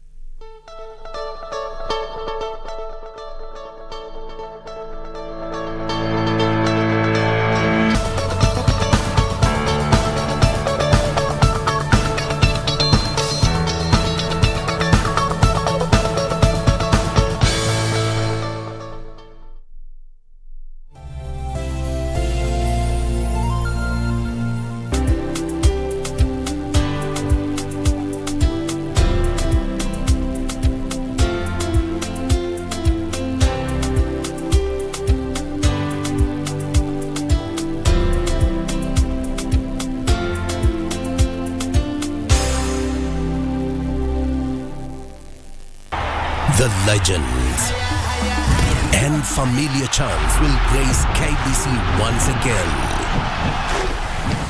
Don't miss. But he's up to his old tricks again, and this time around he's going too far. What did he do now? Osvaldo, I don't like the sound of this. You know that I don't trust Clemente, to say the least. Neither do I. Neither do I. What are we going to do now, and where can we find him? Did you tell the police about me? Well, yes, they asked me if you were a friend of Hector, so of course I had to say yes. Such an idiot. Mao, you have to relax. Felix is a dangerous man. You can't go there alone. Tell me where it is immediately. Okay. Where is it? All right, fine. It's on Del Alamo Street, near the Central Bakery. It's near Tulum Avenue, just by the corner. Tell my grandpa, make sure he calls the police. No, Felix Mom, is... don't go! Well, you finally answered, sweetie. Don't hang up, because what I'm about to tell you is a matter of life and death. Listen well. If you want to rescue your friend Valentina, don't say a word and go to the hotel parking lot. Just do it immediately, Fernanda.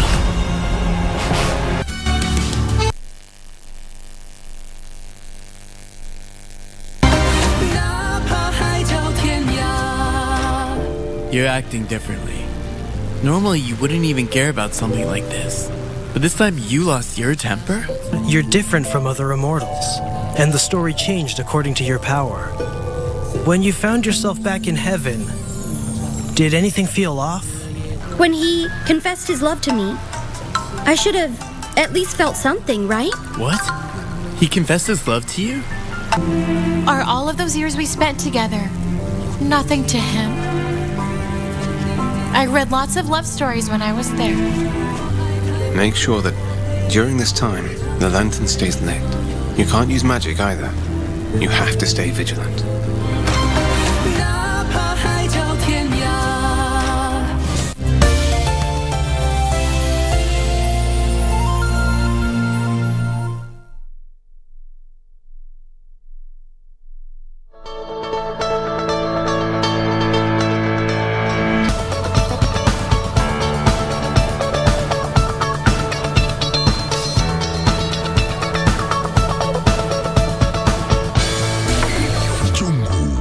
Muziki wa Kiafrika.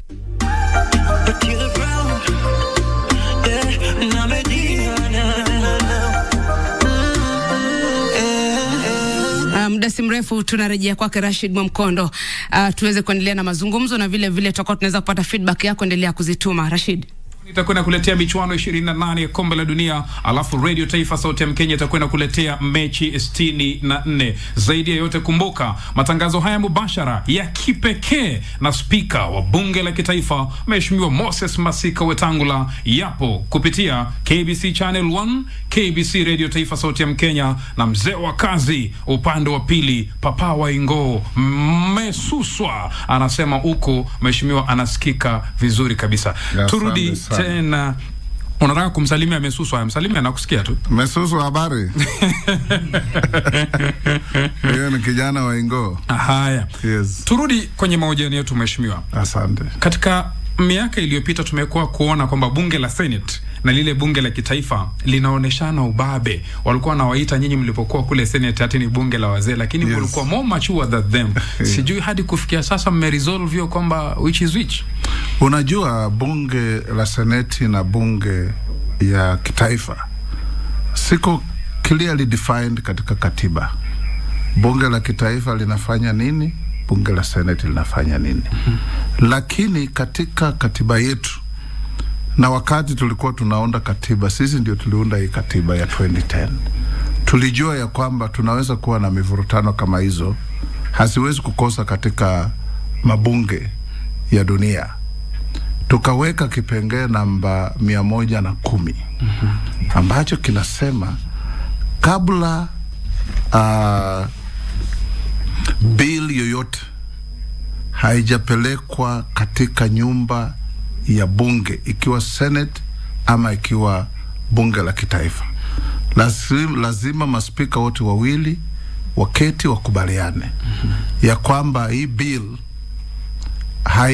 haihusu ama inahusu magatuzi, ndio iweze kujulikana inaenda katika nyumba namna gani.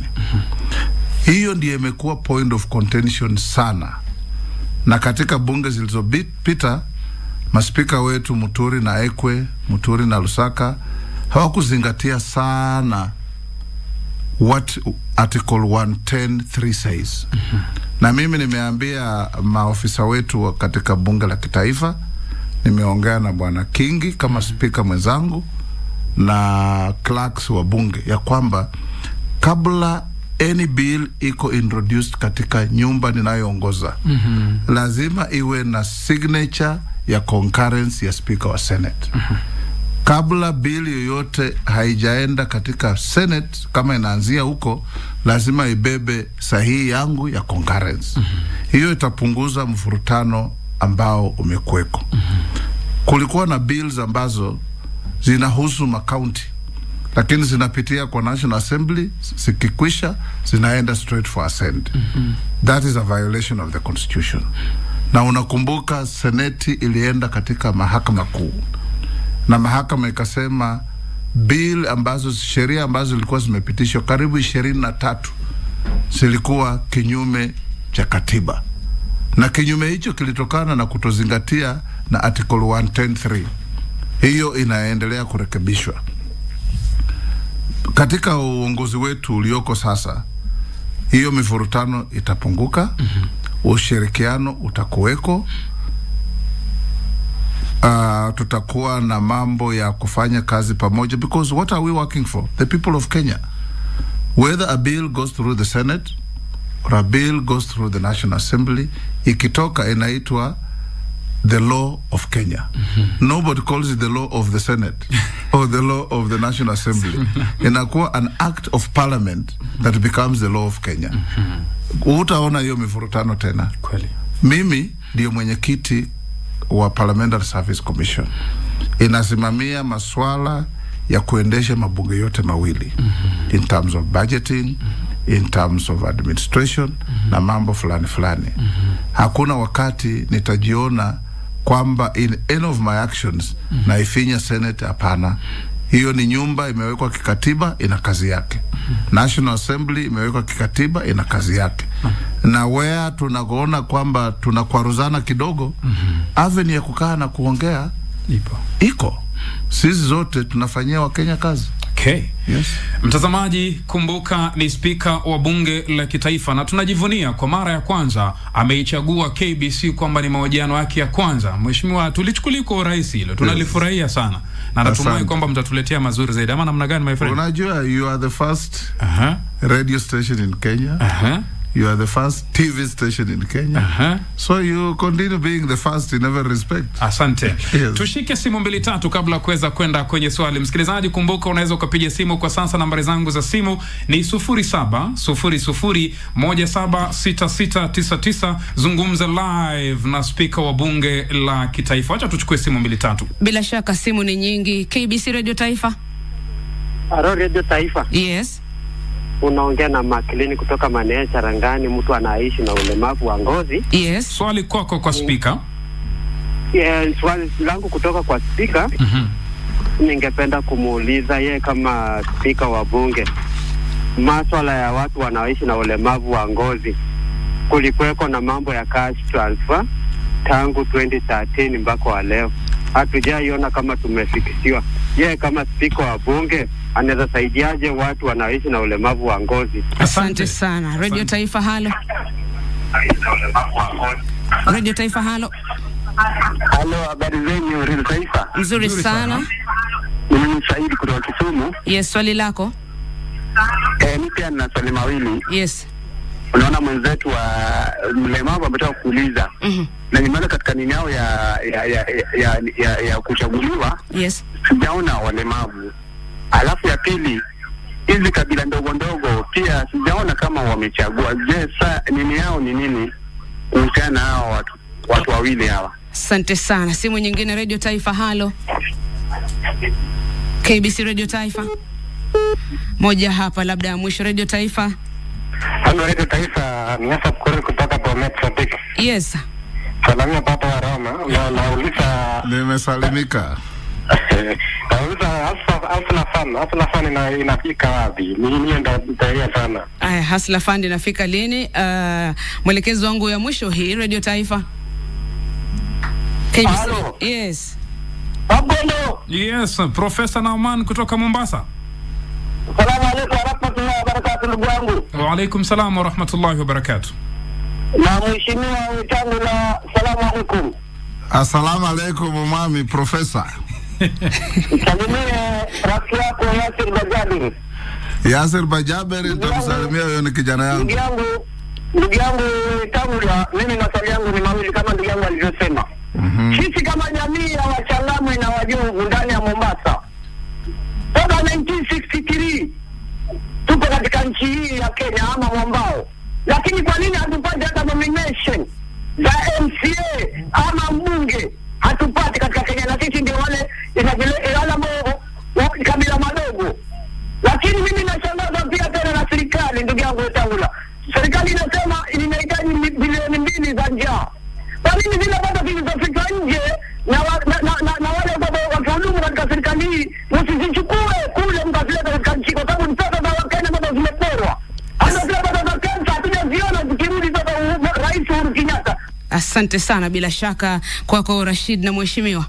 Naam, nadhani kwamba mheshimiwa maswali umeweza. Yes, nimeyapata bwana McLean kutoka Cherengani. Walemavu wana nafasi yao kikatiba. Walemavu wanaheshimika. Na wakati huu tumeunda kamati za bunge. Wiki hii nimewapa idhini ya kwenda kuchagua viongozi wa hizo kamati, wenyekiti na naibu wao. Na kuna kamati ambayo itashughulikia mambo hasa ya walemavu, na ikifika wakati ya kufanya kazi nitahakikisha wanashughulikia walemavu.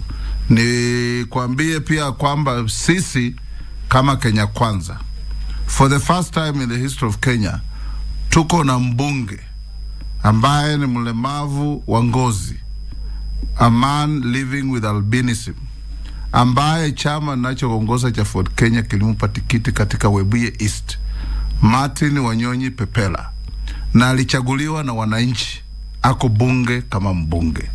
Kwa hivyo tutasaidia walemavu na ili waweze kuwa nominated kwa nafasi fulani. Pia tutawapa nafasi kubishana na wale wengine, na unaona vile Martin ameshinda ni vile wengine wanaweza kushinda.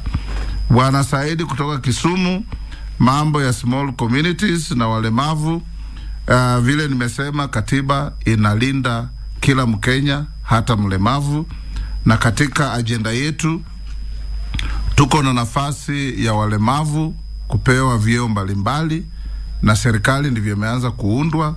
Utaona vile itashughulikiwa na rais kwa sababu hiyo ni area yake.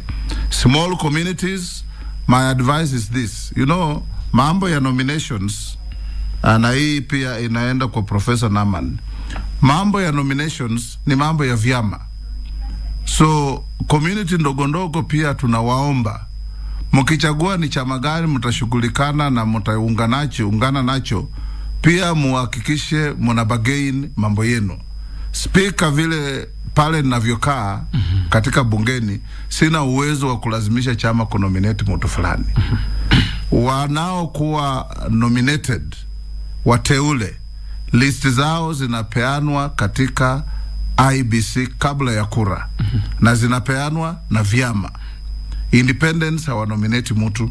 So my advice is make sure unajiunga na vyama, mnajitetea vizuri, mnakuwa na watetezi wazuri ili muweze kuwa mnakuja katika mabunge yote ya ugatuzi, ya Senate na ya National Assembly. Katika bunge la Senate wakati nimekuwa huko, tumekuwa na walemavu wengi. Tumekuwa na Mheshimiwa Mwaura, tumekuwa na Mheshimiwa Musuruve, tulikuwa na mama anatoka Mumias, alitoka Senate akaenda akachaguliwa kama MCA, na tumekuwa na wengi. Kwa hivyo it depends on which party you are associating yourself with. Kuna vyama vingine wanataka watu waunge mkono lakini hawaungi wale wanaunga mkono kikamilifu. Choose your parties carefully. Jambo la tatu ni bwana rafiki yangu kutoka Bomet, Hustler Fund lazima itokane na budget. Rais amesema anataka ku-actualize Hustler Fund. Na nimeambiwa na kiongozi walio wengi katika bunge bwana Ichungwa ya kwamba a supplementary budget is coming before we close the house for Christmas. Hiyo supplementary budget itabeba hiyo Hustler Fund at least at the initial stages ili pesa iwafikie wananchi. Mipangilio iko, itatekelezwa na hustlers watapata haki yao. Yes. Professor Nama, ninafikiri nimejibu swali lako kupitia ile la ndugu wa Kitale. Wewe kama mjomvu hakikisha unaingia katika chama ambayo itazingatia maslahi yako, ikupatie nomination kwa County Assembly ya Mombasa au kwa National Assembly au kwa Senate. Miongoni mwa kazi za bunge ni kuchunguza ama kufanya ile oversight. Yes. Professor Namana ameuliza kwamba previously administration kumekuwa na masuala ya kiufisadi. Yes. Pesa zinapotea, kuna pesa nyingine ziko nje. Anasema mbona kupitia bunge labda msianze michakato hizi pesa zirudi angalau zisaidie bara la njaa mheshimiwa? Hili bunge limekuweko sasa kwa mwezi moja tu. Tupe nafasi itafanyika. But mheshimiwa anasema number one. Namba mbili, katika serikali kuna vitengo na taasisi mbalimbali. Those who are best placed kurudisha pesa zilizoporwa ni taasisi ya DCI, taasisi ya Money Reporting Center, taasisi ya EACC. Bunge inaweza kuchunguza katika public accounts, public investments, sema hii pesa tulitenga katika budget ilitumika namna gani. Bunge haina uwezo ya ku-investigate na kujua ni nani ameficha pesa wapi. Hiyo ni ya vitengo tofauti. Lakini hizo vitengo zikifanya kazi yake na wakitaka usaidizi wa bunge, bunge itakuwa hapo kuwasaidia. Yes. Na mimi nakubaliana na Naman. Wale wa Kenya ambao wameiba pesa na kuweka ngambo. Mimi nimekuwa katika public life for a very long time. Nimekuwa bunge from 1993. Sijawahi kufungua au kuona haja ya kufungua account katika nchi ya nje. Kama una pesa yoyote, weka hapa. Ikiwa kwa benki, mwingine atachukua mkopo atumie kuendesha nchi yetu. Wale ambao wanaenda kuweka pesa katika nje ni mafisadi na maadui wa nchi yetu. Na if we identify them, we must deal with them. Na Rais William Ruto amesema zero tolerance to corruption. It is not about singing about corruption, but it's about fighting corruption and stopping corruption in its formative stages. Corruption inaanzia wapi? Kwa maofisi. Anybody who is in a public office who think they'll work for themselves corruptly have no business in those offices. Na hiyo ikitufikia tutashughulika nao. Okay.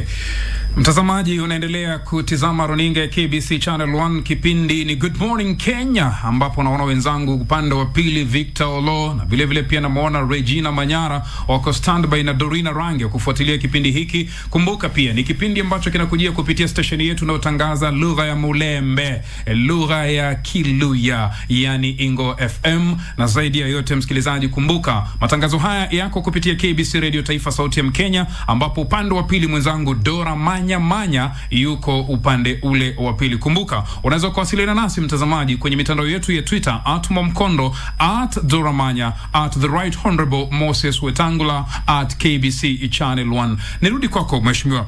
Je, nafasi ya vyombo vya habari katika ile bunge la 13 ni ipi? Nafasi ya vyombo vya habari, unajua bunge iko na mkataba na KBC. Nyinyi ndio mnapeperusha proceedings ya bunge live. Nyinyi ndio kila wakati mnapeperusha yale naendelea, na katika address yangu kwa bunge nilisema naenda kubadilisha standing orders za bunge ili nipatie vyombo vya habari nafasi ya kupeperusha proceedings ya makamati za bunge, committees. When they are in session, I'll give you authority ili muweze kupeperusha live. Jambo la pili, bunge inapitisha sheria. Na kamati ambazo zinaundwa sasa, kuna kamati inahusika na mambo ya habari, mambo ya vyombo vya habari, ICT na mambo mengine. Hiyo kamati pia nitawarai wahakikisha kama wanashughulikia mambo ya uhuru wa waandishi wa habari, kutodhumiliwa kwa waandishi wa habari, na kuhakikisha ya kwamba vyombo vya habari vinaajibika ili vikitoa habari ziwe habari sahihi. Freedom of expression, freedom of the press, and also responsibility of the press. Ya kwamba we air information, disseminate information, lakini pia tuwajibike kuona kwamba hiyo habari ambayo tunatoa ni ya sawa, ni ya haki, na inatokana na facts vile zilivyo. Bila shaka. Yes. Mheshimiwa Rais Daktari William Ruto, ambaye ndio the fifth wa ukweli, kumbe amekuwa katika mstari wa mbele akisema kwamba mawaziri watakuwa wakiwajibika ndani ya bunge. Wewe ndio rais wa bunge. Je, hawa mawaziri mheshimiwa, hii ni idea nzuri. Wakija watakuwa watakuwa wanaangaziwa kwa lile bunge lote, ama ni zile tu kamati mnaita committee of whole house, vitu kama hizo? Wakati huu na sheria zilioko, standing orders zinakubaliana na mawaziri kuja katika kamati za bunge. Lakini waziri akija katika kamati ya bunge, kwanza it's not televised live. Kwa hivyo Wakenya hawajui ya kwamba waziri fulani ameitwa katika kamati fulani. Pili, wabunge wote hawana nafasi ya kumhoji ule waziri akienda katika kamati, katika nyumba ndogo pale bungeni. Yale rais amesema na mimi nakubaliana na yeye, kwa sababu ilikuwa ikifanyika. Wakati nilikuwa waziri, pia nilikuwa mbunge, nilikuwa najibu maswali bungeni. Wabunge walikuwa wananiuliza maswali, primary questions, supplementary questions, zote unazijibu hapo bungeni. Ukishindwa kujibu swali lako sawa sawa, speaker anakupa muda na onyo, anakuambia enda leta habari sahihi. Kweli. Rais amesema anataka mawaziri waajibike kuja bungeni. Na wakati huu tuko katika harakati ya kubadilisha standing orders ili tutenge siku moja kila wiki ambayo mawaziri katika wizara mbalimbali, kulingana na maswali vile imetufikia katika ofisi zetu kutoka kwa wabunge, wakuje bungeni ili wajibu hayo maswali, waulizwe maswali ingine ya supplementary, wahakikisha ya kwamba the government is open, the government is free with information, and the government is responsible not only to Kenyans but also to the representatives of the people of Kenya. Yes.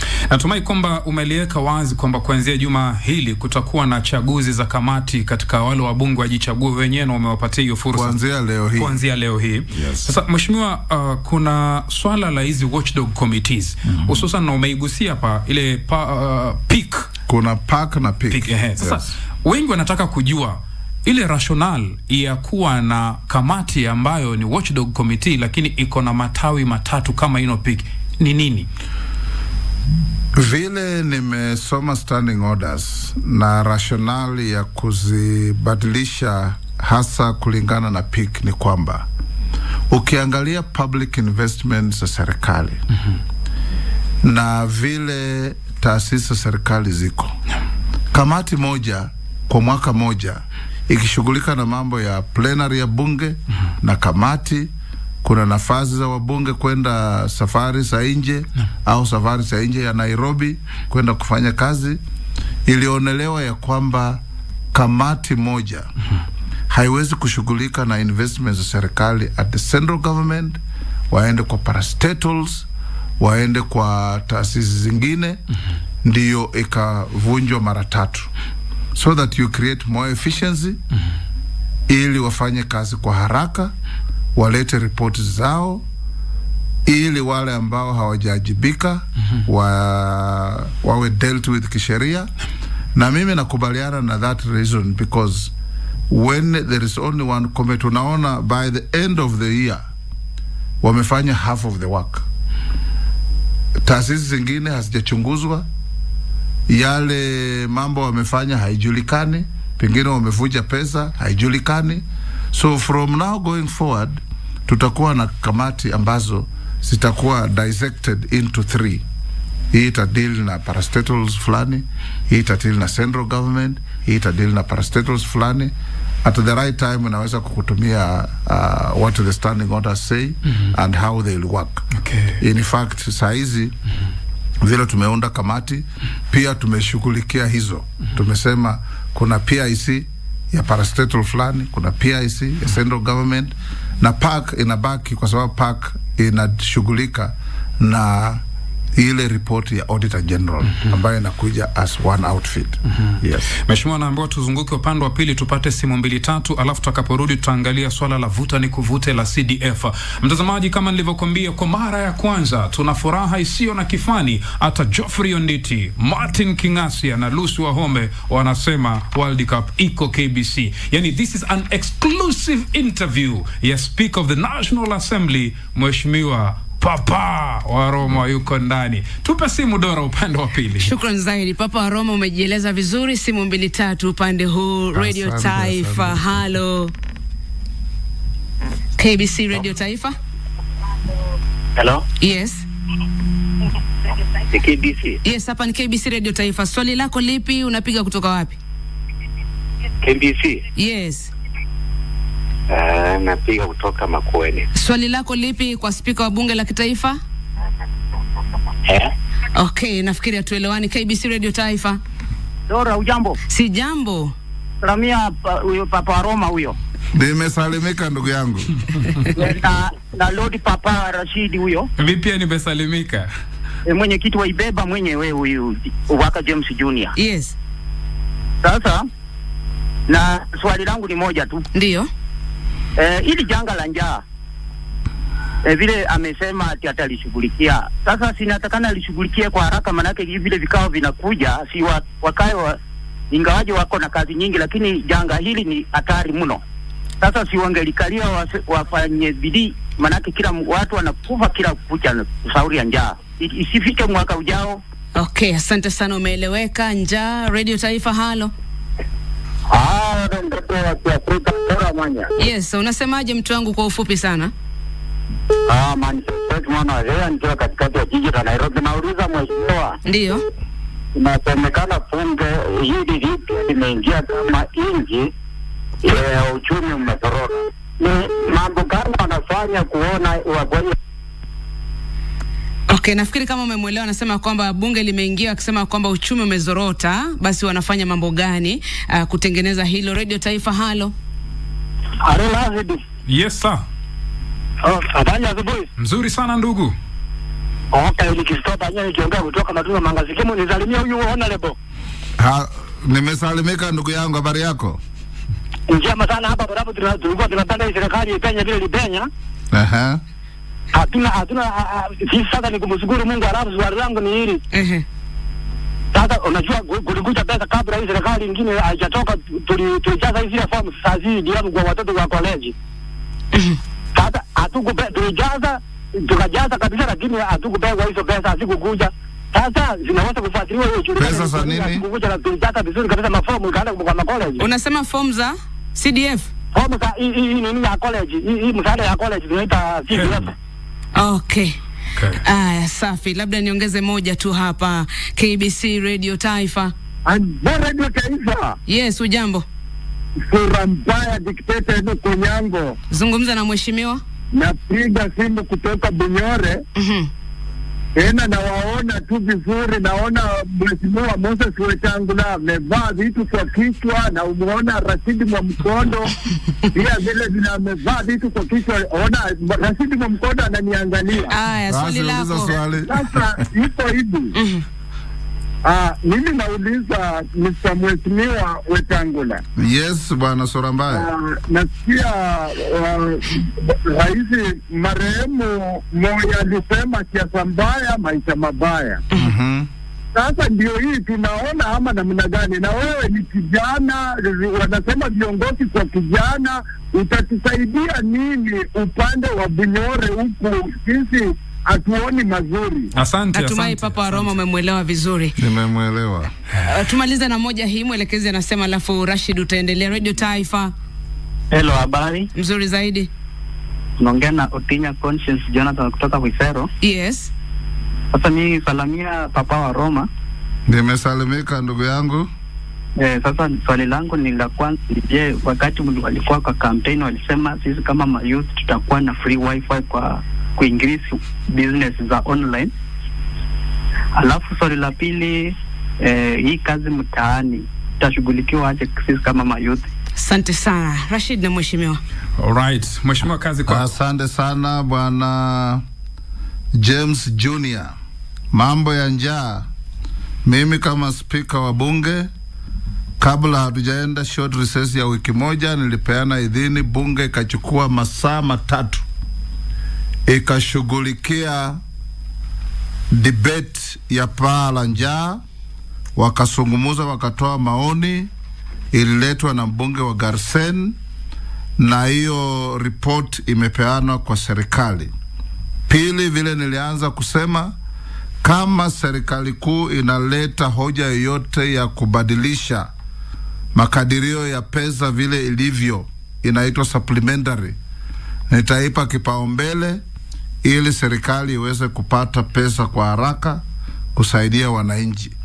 3, mambo ya kushughulikia njaa ni mambo ya executive, na sisi kama bunge tunawarai executive kuhakikisha ya kwamba wajaribu wawezavyo chakula ambayo inaagizwa kutoka nje, chakula ambayo iko katika area ambazo hazijapata ukame kama Western Kenya, kutokea hapa Naivasha mpaka mpakani wa Uganda. Chakula iliyoko huko isiwe tu ni mahindi peke yake, kuna viazi, kuna ndizi, kuna mboga, kuna chakula ya kila aina, ili serikali iweze kufanya mipango, hata wanajeshi na youth service wetu wachukue chakula wapeleke areas zenye watu wanasumbuka. Hata kwa kulisha mivuko, tuko na nyasi ile inaitwa hay, inapatikana kwa wingi Nakuru, Kitale, Eldoret, kule hizo sehemu zote ipelekwe wasaidie wananchi. Nitaambia rais ashughulike na hiyo. Uchumi unazorota, hiyo ni kweli. Serikali ya Rais William Ruto imekuwa kwa serikali kwa mwezi moja peke yake. Ipe nafasi, mipangilio yao, ahadi zao kwa wananchi kufufua uchumi ili iweze kufanyika, na hakika itafanyika. Na sisi kama bunge tunawajibika kubadilisha sheria au kupitisha miswada yenye inaletwa ambayo inasaidia wananchi vile inatakikana. Bwana rafiki yangu kutoka Borabu, ulijaza form, sijui ulisema kama ni basari au help. Hiyo ni mambo ambayo inashughulikiwa na wabunge na MCAs wenu. Enda kwa ofisi ya mbunge wako iliyoko karibu, umuulize amefanya nini na hiyo form. Kama ni pesa za help na basari, budget ikicha kwa bunge, kazi yangu ni kuhakikisha inapitishwa ili pesa ziwafikie. Bwana Surambaya na Bwana Otinya, free wifi, hiyo ilikuwa ni ahadi ya Kenya Kwanza. Bwana Owalo amechaguliwa kama waziri wa ICT. Nitamusungumuzia. I know that must involve budget ikicha tutapitisha, ili tuhakikishe vile tulisema ya kwamba kila shule all over the country, kila market inaweza kuwa connected na wananchi waweze kuaccess free wifi ili kufanya biashara zao na communication zao sawa sawa. Sura mbaya, ulikuwa umeuliza swali gani? Sura mbaya alikuwa ameuliza kuhusiana na hili swala la kwamba unaona kwamba uongozi ambao wa sasa upo na changamoto nyingi mbalimbali zipo. Je, nyinyi kama bunge mtafanyaje kuhakikisha kwamba changamoto hizi hususan za masuala ya kiuchumi na njaa? Oh yes. Unajua agenda ya uchumi, agenda ya kupunguza njaa na kila kitu ni agenda ya executive. Sisi kama bunge ni kuwaidhinishia pesa za matumizi na kuhakikisha hizo pesa zimetumika sawa sawa. Anytime serikali ikileta miswada au hoja ya kupewa idhini, as long as they are right and just and fair, kama speaker nitaipa urgent attention ili tuweze kusaidia serikali kushughulika na yale mambo bwana Surambaya umesema. Thank you. Kuna mmoja hapa anaitwa Shabi Islam kutoka Mombasa. Yes. Amenitumia ujumbe, anauliza bunge la seneti lililopita ambapo nadhani pia ulikuwa pale mheshimiwa, mliweza kupitisha kwamba wale councillors, madiwani wa zamani wapate marupurupu yao. Sijui pia mpaka ipitie bunge, anauliza, na kama itapitia bunge ni lini? Bunge la seneti lilipitishwa na mimi nilichangia sana hoja hiyo. Baada ya kupitishwa ilienda kwa National Assembly, lakini bunge likafungwa kwenda kwa uchaguzi bila kushughulikiwa. Nafikiri kuna wabunge katika National Assembly ambao wataifufua, kwa sababu nimetoa agizo ya kwamba hapo mbeleni bunge ikivunjwa kwenda kwa uchaguzi, zile hoja zote zilikuwa zinapend hazijashughulikiwa, zilikuwa zinakufia hapo. Lakini sasa tumesema zile ambazo zilikuwa zimefikia second reading tunasipa nafasi kufufuliwa na mbunge yeyote. Kama amechaguliwa tena achukulie hapo, kama hajachaguliwa mbunge yeyote anaweza kupata idhini ya speaker ili kuchukua huo mswada na kupeleka mbele. Tayari nimepeana authority kwa wabunge kadhaa aidha kufufua miswada yao au kuridhi ile ilikuwa imeletwa na wale ambao hawakuchaguliwa.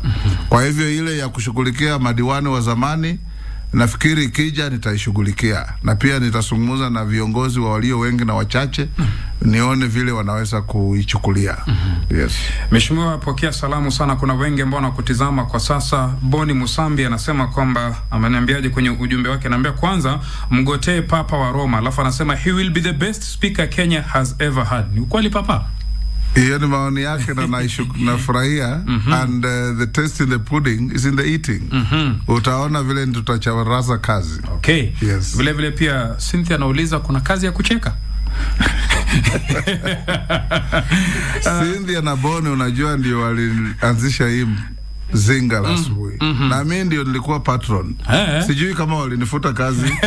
I was a patron of zinga la asubuhi. Ndio. Yes. Kuna swala hapa muhimu ambalo limejitokeza kuhusiana na CDF mheshimiwa. Yes. Mahakama iliweza kusema kwamba CDF iko pale kinyume cha sheria, na tumeona mchango mkubwa ambao CDF imefanya. Yes. Tumesikia kwamba bunge lina mikakati ya kuratibisha sheria. Je, kwa yule anayekutizama kwa sasa kupitia Good Morning Kenya na Radio Taifa na Ingo, CDF bado iko ama kama mtaikarabati kivipi? CDF kusema kweli imefanya kazi mzuri sana, hasa katika ujenzi wa shule na kushughulikia mambo katika villages zenye serikali za gatuzi au serikali kuu huwa haifikii.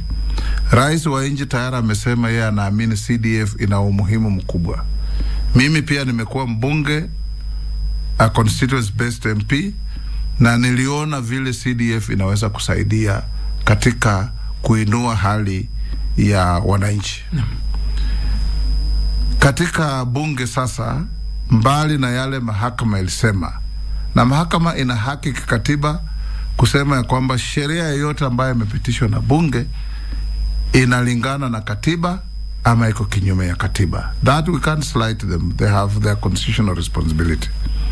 Katika bunge hata leo hii katika mchana wa leo kuna hoja ya kubadilisha katiba, mswada ambao umeletwa na mbunge wa Matungulu na mbunge wa Kishugu, bwana Mule na bwana Gishimu.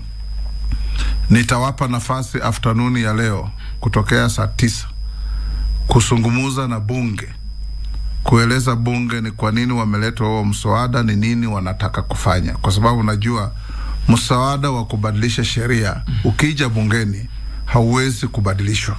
You cannot amend a constitutional amendment bill. So standing orders zinasema ya kwamba kabla huja publish huo mswada, ili uweze kuwa na nafasi yoyote, usiweze kuwa na nafasi yoyote ya kubadilishwa, bunge lijadili. Wale wabunge ambao wana maono, wananchi ambao wana maono, wanaweza kutuma kwa wabunge. So this afternoon I'm giving them the first opportunity under this standing order. Ili kueleza bunge ni sheria gani wanataka kubadilisha, kipengee gani cha bunge wanataka kubadilisha, ni nini wanataka kuleta katika katiba, na wataweza namna gani ku ring fence CDF na other special funds kama ile ya affirmative action, hata hii hustler fund nafikiri nimeona imewekwa katika mswada, so that nobody can later go to court and say it's unconstitutional. Kwa hivyo hiyo njia inashughulikiwa, na mimi nina hakika hakuna mtu ataua CDF, kwa sababu CDF ina umuhimu mkubwa. If anything, CDF inatakikana iongezwe, na ikishaongezwa pia taasisi ya kuchunguza vile inatumika izidishe mkazo kuona ya kwamba CDF inafanya kazi vile inatakikana. Okay, tukimalizia accountability. Tukimalizia mheshimiwa, ndo nawe ni kuacha uweze kushughulikia masuala mengine ya kitaifa. Unavaa kofia mbili. Unavaa kofia uwakili, na unavaa kofia mwanasiasa, hata kama ni speaker wa bunge la kitaifa. Na pia anavaa kofia tatu ya mtu mzuri. Hiyo Cynthia atasema baadaye. Lakini kuna chaguzi ndogo zinatarajiwa mbali ikiwemo kule Lamu, yule speaker wa sasa alikuwa ni MCA, Kandara, Garissa mjini, Elgeyo Marakwet, lakini huko kote sikutaki. Nataka kwa mheshimiwa kule Bungoma. Kule kwangu. Naona sasa kuna mundo huko kuna Ford Kenya na kuna UDA. Hebu kidogo kutaendaje kule? Unajua Bungoma ni ngome ya Ford Kenya. Na Ford Kenya ndiye imekuwa chama nikichaguliwa nacho kwa hii miaka yote tangu nianze siasa yangu. Vile nilitoka kuingia katika bunge kama speaker, tumetangaza ya kwamba kiti cha Bungoma kiko wazi, na sisi kama chama cha Ford Kenya tumeweka kijana anaitwa Wafula Wakoli. Huyo ndiye candidate wa Ford Kenya, anaungwa mkono na wabunge karibu wote wa Bungoma. Mheshimiwa Mama Catherine Wambilianga anamuunga mkono, Mheshimiwa Didimas anamuunga mkono, Mheshimiwa Makali, Mheshimiwa Pepela, Mheshimiwa Chikati, wote wanamuunga mkono. Na huyo ndiye mimi nitaenda kuunga mkono pia, ili aridhi kiti cha seneta wa Bungoma. Na nina hakika watu wangu wa Bungoma ni watu ambao tunapendana, wananisikia, wananielewa. Nikitoa mwito huwa tunatembea pamoja. Mwito wangu ni kwamba wasapoti chama chetu, wasapoti candidate wetu ambaye ni David Wafula Wakoli wa Ford Kenya. Mheshimiwa, maswali ni mengi na muda haunasi. Kuna maswali chungu nzima hapa, lakini na vile ulivyoniambia tutarudi kuyajibu siku nyingine. Na vile ulivyoniambia muda wako haunasi. Labda tu kabla kuweza kukuachilia, una lipi la kusema kwa Wakenya wanaokutizama na wanaokusikiliza kwa sasa? Kenya imetoka katika uchaguzi ambao ulikuwa uchaguzi wa mabishano makali kati ya mirengo miwili ya Azimio na Kenya Kwanza. Uchaguzi umekwisha. Kwanza ni kushukuru taasisi ya kusimamia uchaguzi inayosimamiwa na Wafula Chebukati kwa kuongoza na kusimamia uchaguzi wa haki na ukweli.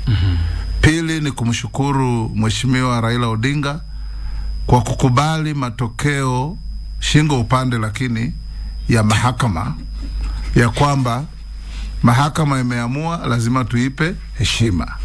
Hakubaliani nayo lakini anaiheshimu. Hiyo ndio naita shingo upande. Na sisi tukiongozwa katika upande wa Kenya Kwanza na rais, pia tumesema uchaguzi umekwisha. Mabishano imeenda mpaka kotini, koti imeamua, na sasa ni kuunganisha wa Kenya. wale tuliobishana nao wapinzani wetu, wale ambao wameshinda, wameunda serikali ili tulete Kenya pamoja, kwa sababu tukitaka kujenga nchi yetu tusiwe na mipaka kati ya wananchi na viongozi. Kwa sababu mwishowe ni ushuru wako na mimi ambao utajenga nchi yetu. Hakuna ushuru wa mpinzani, hakuna ushuru wa mtu wa serikali. Na sisi kama bunge tutahakikisha ya kwamba ina bipartisan manner, kwa njia ambayo haikemei mirengo ya kisiasa au kivyama. Tutafanya kazi yetu kuhakikisha ya kwamba the executive ina fulfill pledges yake, na wale ambao wako kwa sehemu ambazo inaonekana wazi kwamba hawakupigia serikali iliyoshinda pia wanashughulikiwa kimaendeleo ili kupata haki yao kama wa Kenya. That is the Kenya we want. We go to elections, people make choices, every choice matters, but after the choices have been made, the government becomes the government of the Republic of Kenya. Ambaye itakushughulikia wewe, itashughulikia huyu msichana Cynthia na kila mtu, ili kila mtu ajivunie kuwa Kenya. Na kwa vile umenitaja mimi na Cynthia, unatualika lini chai kule ofisini kwako? Unataka kuja lini? Thursday asubuhi? Mlango iko wazi. Bas. Yes. Ushasema na mimi. Na hiyo ni chai ya ushuru yenu. Bas. Yes. Ushamaliza papa wa Roma. Mwenyewe. Na mtazamaji, kila kilicho na mwanzo hakina budi kuwa na mwisho. Kufikia hapa sina budi kuikata mikatale mahojiano haya ya kipekee kupitia KBC Channel 1, runinga unayoenzi mtazamaji, runinga ambayo itakuletea michuano 28 ya kombe la dunia kuanzia tarehe 20 Novemba, mechi ya kwanza wenyeji. Na nitaangalia yote. Mimi napenda kandanda. Asante papa. Timu yangu ya Arsenal inafanya vizuri sana. Arsenal by the way itashiriki World Cup mwisho? Hapana. Lakini timu yangu ya Arsenal umeona vile inaendelea. Vizuri tu sana. Katika World Cup, my team is always Brazil.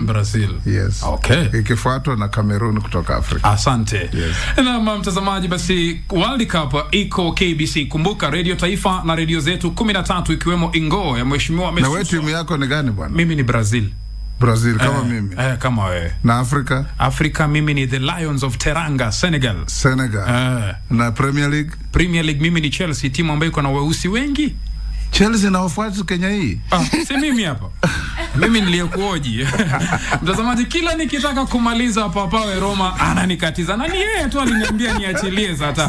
Sawa. Kwa niaba ya wote ambao wamefanikisha kipindi hiki, mwenzangu upande wa pili Dora Manya, vile pia nisingependa kumsahau mtangazaji mwenzangu Cynthia Anyango ambaye amehakikisha kwamba kwa mara ya kwanza tumepata speaker ndani ya KBC Radio Taifa sauti ya Kenya. Asante sana Cynthia, tutaenda kunywa chai. Asanteni sana wakuu wangu wote wa idara ya redio wakiongozwa na B Mary Daraja, Martin Kingasia, Geoffrey Onditi, bila kumsahau Lucy Wahome. Kwa upande wa redio mafundi wetu wa mitambo Clesensia ndilo lo sitakusahau. Asante Kimani mzee wangu. Asante Dennis Meso, Esther, Nancy, na vile pia asanteni sana wapiga picha wote wa runinga ambao mko hapa. Mwelekezi wangu Ben Kamuti, shukrani sana. Hadi Ijumaa ijayo kwenye kipindi sawa na hiki. Kumbuka umekuwa ukifuatilia mahojiano haya na Speaker wa Bunge la Kitaifa. Yeye pia amesema World Cup iko KBC. Jina langu naitwa Rashid Mumkondo, kwako mwenzangu Dora Manya.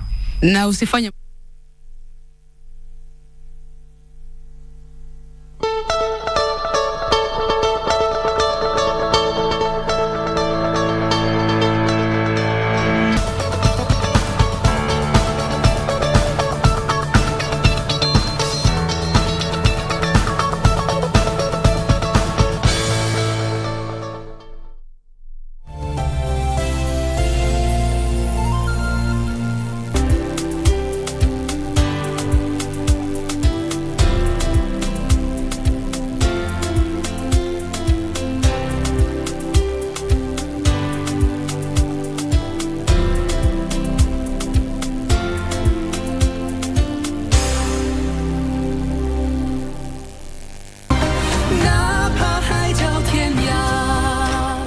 You're acting differently. Normally, you wouldn't even care about something like this. But this time, you lost your temper? You're different from other immortals, and the story changed according to your power. When you found yourself back in heaven, did anything feel off? When he confessed his love to me, I should have at least felt something, right? What? He confessed his love to you? Are all of those years we spent together nothing to him? I read lots of love stories when I was there. Make sure that during this time, the lantern stays lit. You can't use magic either. You have to stay vigilant.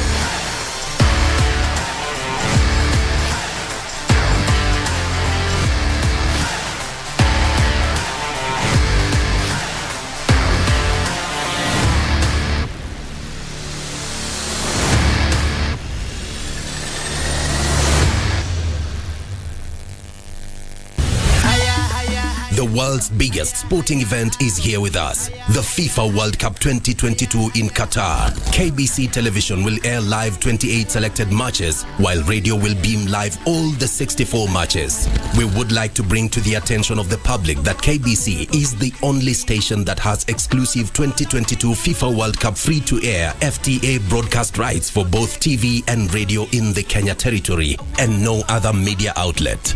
Therefore, catch all the FIFA World Cup action live and exclusive on KBC TV and radio. KBC is indeed your true sports partner. At KBC Channel 1, we put people at the heart of events with our captivating weekly news features. Every day, we are breaking new grounds with informative, entertaining, and inspiring human interest stories. On Mondays, 9 p.m., we have The Cabinets. Tuesday, 9 p.m., we get inside the barracks for military tales. We delve in the world of cinemas and theater each Wednesday night.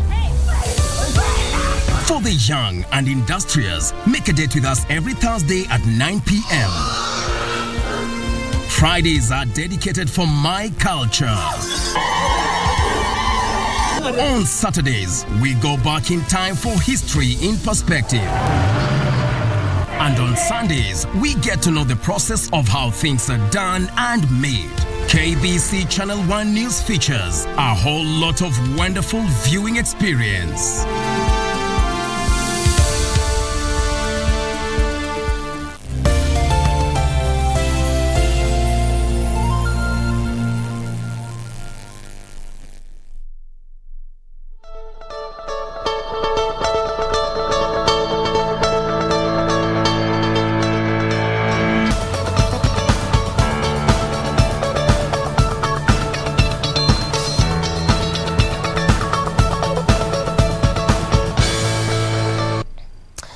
Welcome back to the program, and from that cogent discussion there with the National Assembly Speaker Moses Wetangula, we now train our focus back to studio looking at health matters now. Our focus still centered on the burden of cancer, and this morning we focus largely on institutions looking at what they have done to alleviate the burden that is cancer.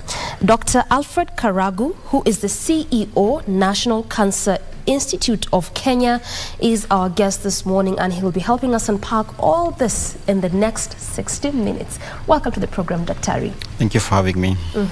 Let's just start from understanding NCI, the National Cancer Institute. When was this organization formed, and what is its mandate? Thank you very much, and good morning to all our viewers. The National Cancer Institute is a state corporation, is a government agency established under an Act of Parliament. The Act of Parliament, in this case, is the Cancer Prevention and Control Act, which was enacted back in 2012. So the institute, in principle, came into being towards the end of 2015, early 2016, when the first board of trustees was inaugurated and a secretariat was put in place. So really the whole idea about having a National Cancer Institute is to have a central body or a government agency that is coordinating all issues to do with cancer prevention. And I think we must appreciate that cancer is a broad, area, is a broad disease that has very many elements that need to be addressed. Yes, sure. When you think about it, you must think about prevention, you must think about issues of screening and diagnosis, treatment. When you think about building capacity for cancer in terms of workforce, financing. So there are very many elements when you think about managing or addressing the burden of cancer that require deliberate action, that require resources to be placed against. So that's the whole essence why the institute was put in place. So what the act further then goes to assign some very specific functions to the institute.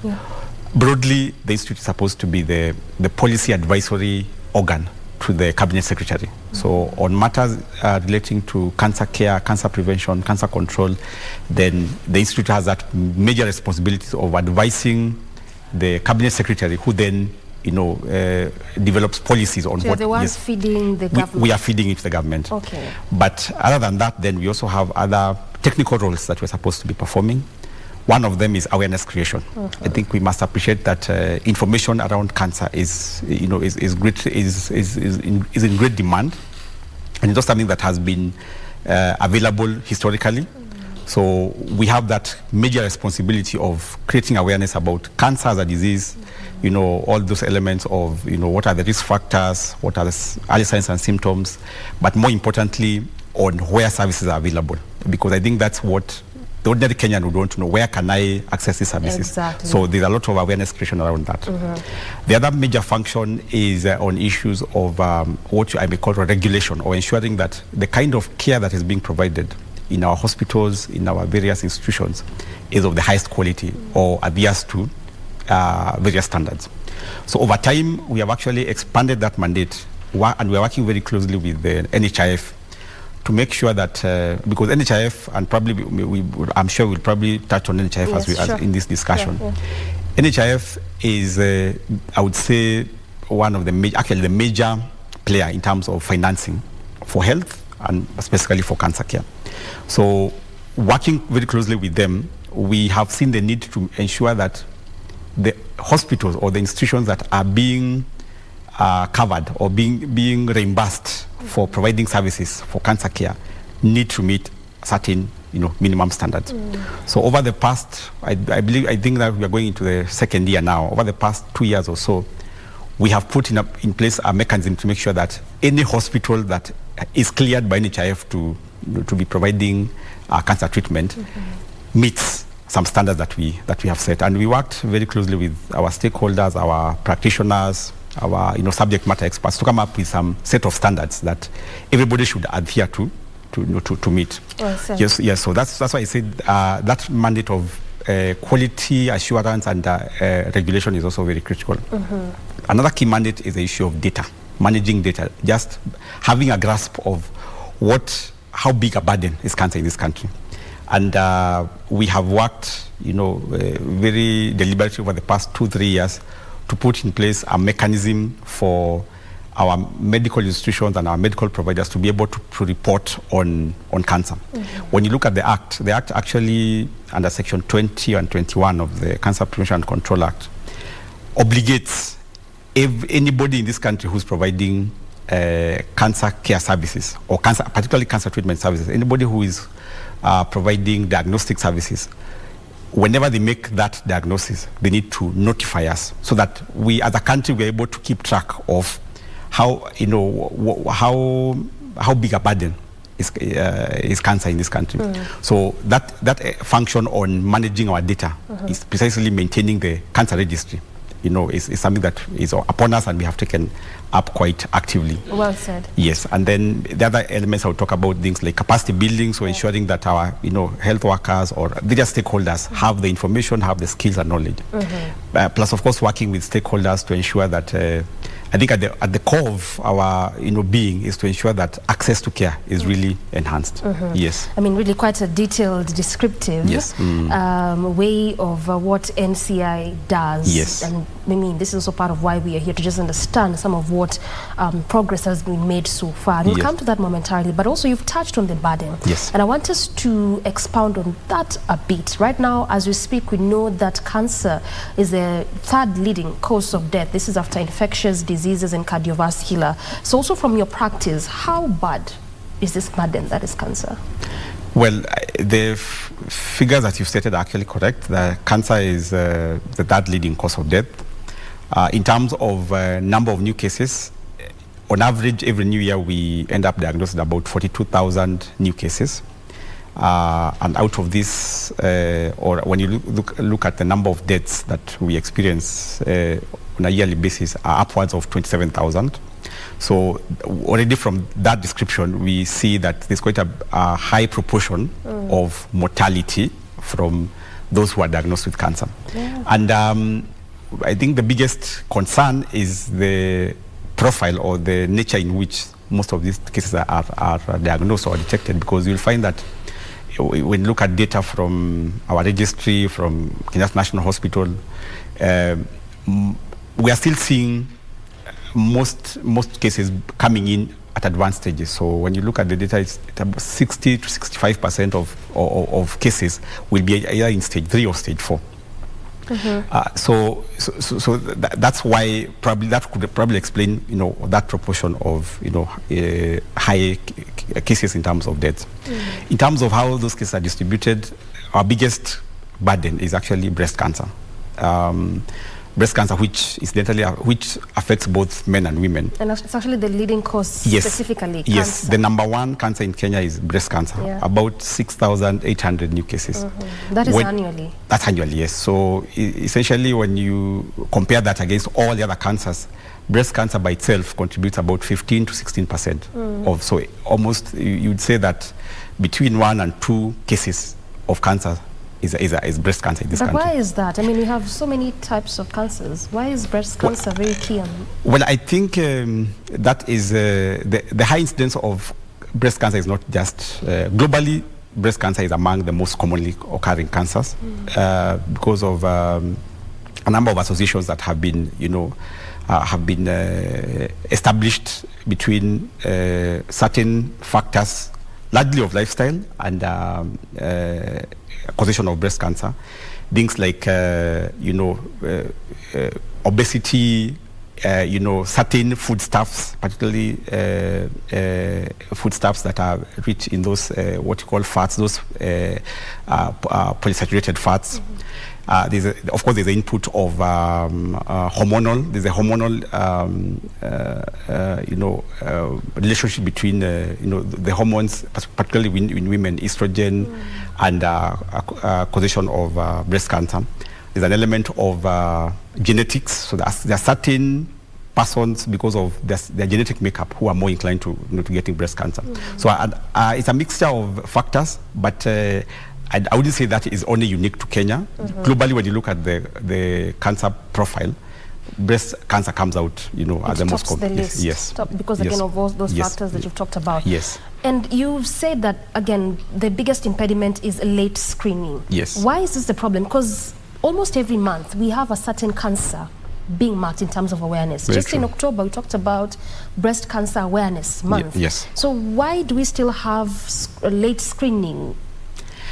I would say there is a disconnect between what you call knowledge, being informed, and taking action. I think that's where that's our biggest. So largely information is coming out. I think the information is because people are aware, and this has actually been shown. Some of the surveys that have been done, even within the health sector, like what we call the demographic health survey, you will have people responding that they are aware of breast cancer, they have heard about breast cancer. Yeah. But when you ask the same question, out of the ones who are even aware of the breast cancer, how many have gone out for screening? Just screening. Yeah, just screening, then a very low proportion.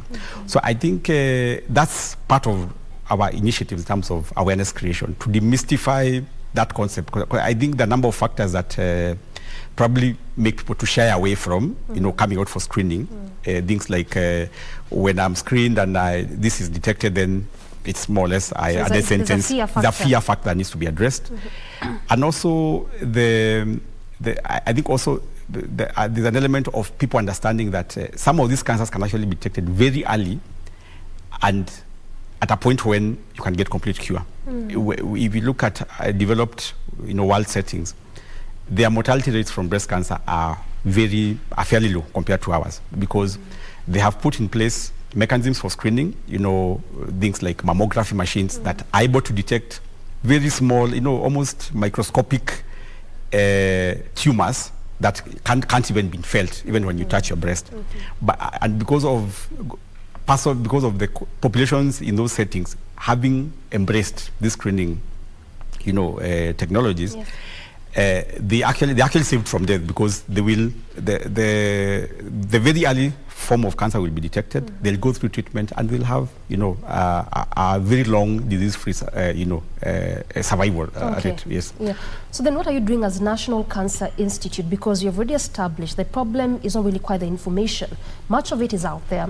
The problem is that actualizing what you already know. Yes. And this comes in terms of screening, because it comes out as the biggest impediment to remove or reduce the burden of cancer. Yes. What are you doing as NCI to bridge that disconnect? Well, I would say that there are those elements that we are taking lead in, particularly the issue of awareness creation.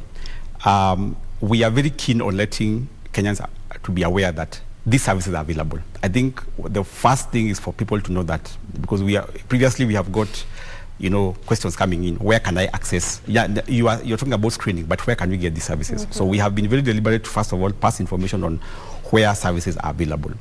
And we work with the line ministry, the Ministry of Health, which has over the past few years quite done a lot of investment around establishing the infrastructure for screening. Right now, across all our 47 counties, there's at least one mammography machine, which is the main equipment that detects breast cancer.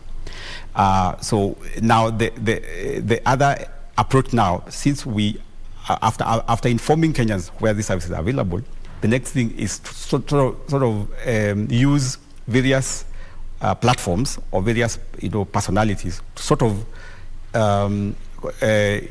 influence some sort of behavior change, because one of these approach is actually using survivors, breast cancer survivors, those who have gone through the experience of having been screened, treated, and are living on their 10th year, 15th year, even after going through at least reduce on that fear. Yes, so that now that can address, so that people can see that you can actually get screened, be diagnosed and treated, and resume your normal life. So we are trying to use those different champions.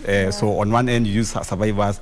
We're also using people, influencers in society. You see, like influential leaders, religious leaders.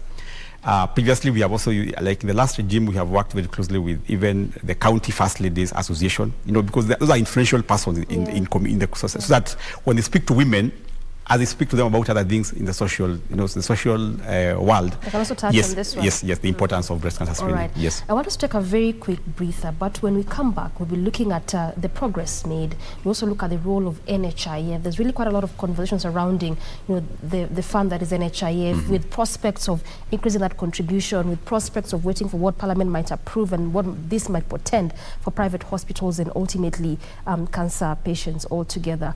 But just as you marinate on that one, I want us to take a very quick breather. We circle back with Dr. Alfred Karagu with more on this conversation, still training our focus on the cancer care in Kenya, as well as looking at the role of institutions in alleviating the burden of cancer. Time for that break. Stay with us.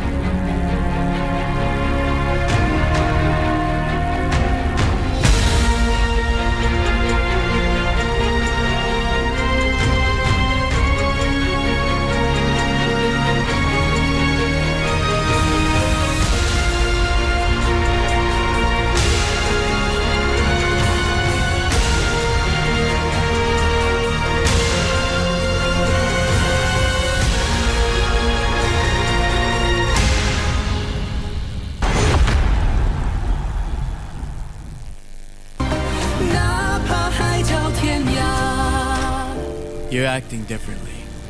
Normally, you wouldn't even care about something like this. But this time you lost your temper? You're different from other immortals, and the story changed according to your power. When you found yourself back in heaven, did anything feel off? When he confessed his love to me, I should have at least felt something, right? What? He confessed his love to you? Are all of those years we spent together nothing to him? I read lots of love stories when I was there. Make sure that during this time, the lantern stays lit. You can't use magic either. You have to stay vigilant.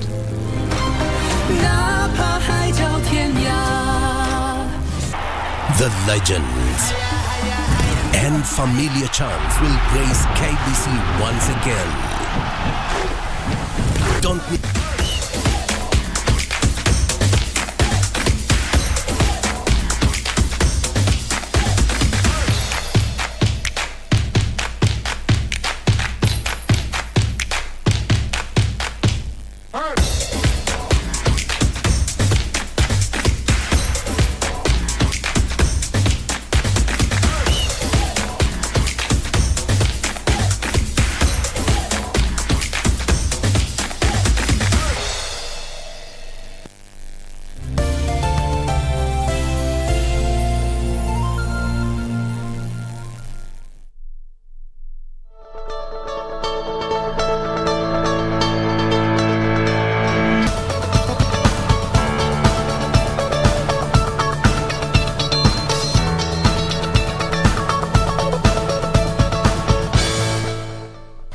Exactly 13 minutes past the top of the hour. Still on Good Morning Kenya, we continue apace with our conversation. Still holding court with my guest, that is Dr. Alfred Karagu, CEO, National Cancer Institute of Kenya.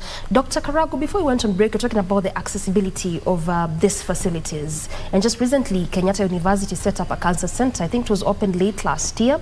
But then one would ask, how accessible are these cancer facilities? Someone out there in the remote village, how do they access these cancer facilities? Yes, as I said earlier, the issue of access to care is a major concern for us. And through the engagements we've had with the ministry, with the cabinet secretary and the entire Ministry of Health Fraternity, we have been able to work together to streamline or to push the agenda of decentralizing cancer care services. About 5 years ago, only, I would say, Kenyatta National Hospital in the public sector was able to provide, some cancer care or some cancer treatment services. But working very closely with the, various stakeholders, as we speak now, we have had quite a bit of, expansion of access to the services.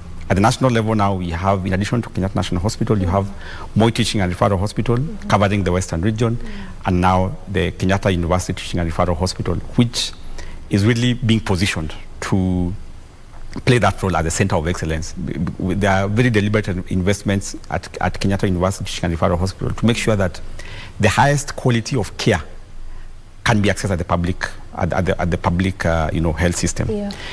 In addition to that, then, we have worked very closely with various counties, particularly those counties that were former provincial general hospitals, so that it's something what you'd call a hub and spoke model, or the parents who are the national hospitals supporting the children to come up. Yeah. So we've seen quite a bit of good work happening in the regional centers. So as we speak, we have about 11 of them spread across the country.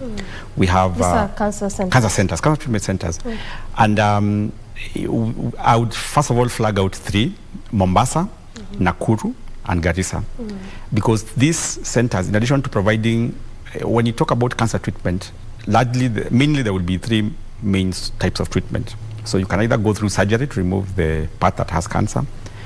On many occasions, then you'll also need to receive some medications, what we call chemotherapy, and then finally there's what we call radiotherapy, where you use radioactive rays to burn out, if I may use that word, to burn out the cancerous cells. So why I picked out the 3 is because one of our biggest problems over the years has been access to that machine, those radiotherapy machines.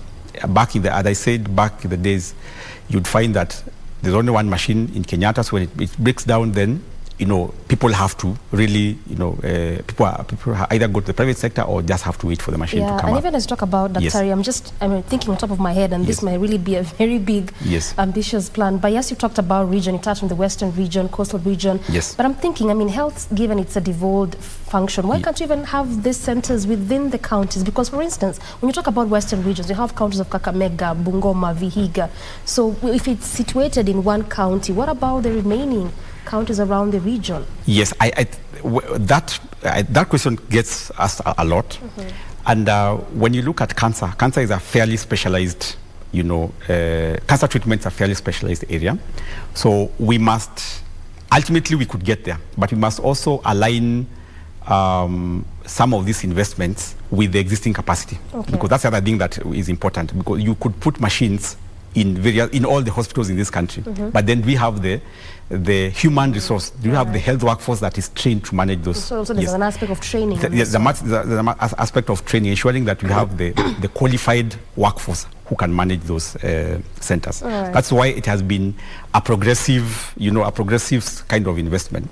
So, as I said, across the country, there are about 11 centers. So those 3 are the ones that are able to provide radiotherapy, because it's a highly specialized, service.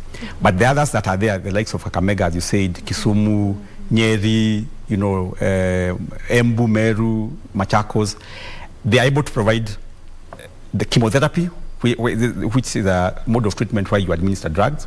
They're also they have surgeons, so they're also able to provide, surgical treatment. So I think the idea is what they can do. And then now we establish networks, those regional networks, so that if you are for instance, in the coastal part of the country, if you are doing your chemotherapy, your surgical treatment at your county level, for those patients who require then the radiotherapy, then now they can be referred to Mombasa. So that kind of resource sharing, because again, we must appreciate that both the capital investment, the money that is required to buy this equipment is quite a significant amount of investment. There's a similar investment that is required in terms of maintenance. So we must put all this into consideration in terms of, in terms of placing this equipment and technologies across the country. But I wouldn't say that would never be an eventuality. As we grow as a country, as we develop our capacity, I would not, it would not be unusual, or it would come that at some point then we have all these comprehensive centers being spread across all our counties. Yes. Okay, well said. Now talk to me about the task force that was constituted by the Ministry of Health to look into some of these cancer issues. I also understand that these findings were presented to the former Cabinet Secretary of Health, Mutahi Kagwe. What exactly were you looking into, and what findings came about from that, and as well as recommendations? Okay. So the National Cancer Task Force was set up sometime back last year around the month of May, and went through its operations for about a year, and submitted its report to the outgoing Cabinet Secretary sometime in July this year. The whole idea about having the task force, I think when the Cabinet Secretary was putting together the task force, at the core of his mind was for us to answer the questions: why is cancer care not accessible in this country? Accessibility in terms of geographical accessibility, but more importantly, affordability. That was at the core of why can't we have? In fact, I think the question he sought to answer was, why do our Kenyans have to go to India to access cancer treatment and not, access it locally? Yes. So what are these bottlenecks? What are these gaps that are keeping us from getting to that status? So that was broadly the mandate of the task force. But of course, there were more specific things like understanding what is the status of what is the prevailing capacity to provide care. What are some of the institutional frameworks? How do various institutions work together to either coordinate issues of prevention, treatment, and so forth? So the task force. So in terms of there were very critical findings that came out. So probably I would just highlight on the major ones. Yes. Of course, the first one was the issue of financing for cancer care, and that's where NHIF comes in, because one of the key things that came out is NHIF has done its bit in terms of covering for cancer treatment, but what was very clear from the task force findings is that not much is being done.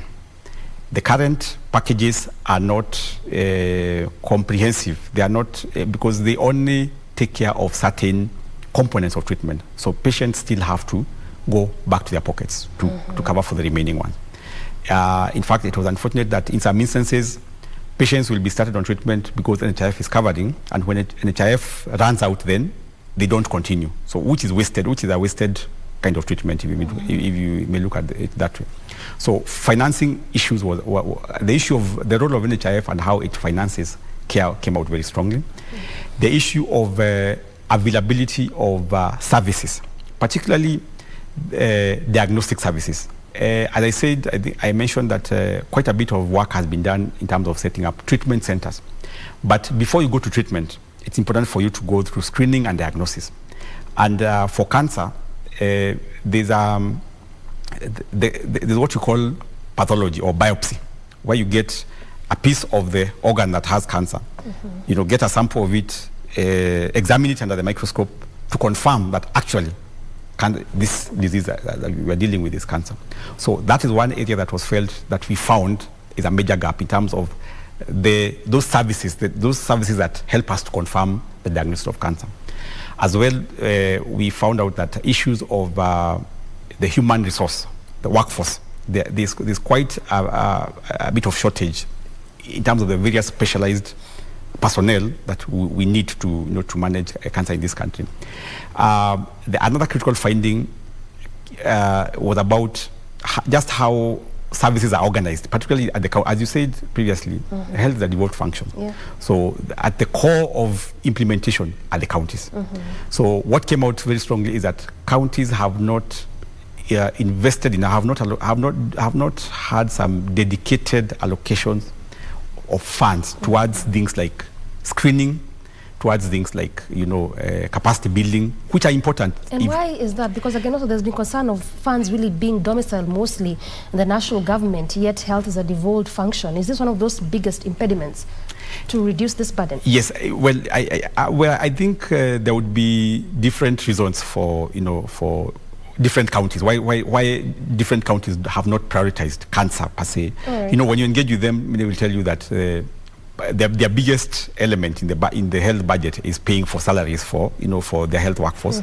So the argument is that when they pay salaries, then what remains is being competed against many other elements. But for us who are driving this agenda, we still think that more can be done. And that brings me to the recommendations. There were very specific recommendations that came out of the report. And as an institute, as a secretariat at the National Cancer Institute, working very closely with our board of trustees. By the way, we have a new board that's about 2 or 3 months old right now. Came in July. Very vibrant, very progressive Kenyans who are helping us to think through issues of cancer.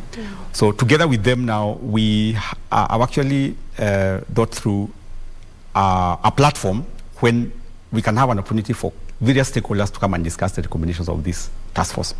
So we are working towards a national cancer summit. We have actually set up the 2nd to the 4th of February for stakeholders all over the country to convene in Nairobi, for us to have discussions. By the time we get to that summit, we'll have crystallized, we'll have brought out the critical recommendations that are coming out from the report, so that we can now develop a common plan of action. How do we if I may speak to a few, there are issues of health workforce. Part of the recommendations was part of that from the report. Okay. The issues were coming out were we need to have a specific plan for training our health workers to become specialists in terms of managing oncology. So how do we go about that? There was an observation that we don't even have enough local training programs. So we bring on board, the institutions of learning. How can we work together to put in place local training programs so that we we move faster in terms of building, the health workforce. Right. We'll have NHIF on board because issues of financing have come out. How do we make the NHIF cover more comprehensive?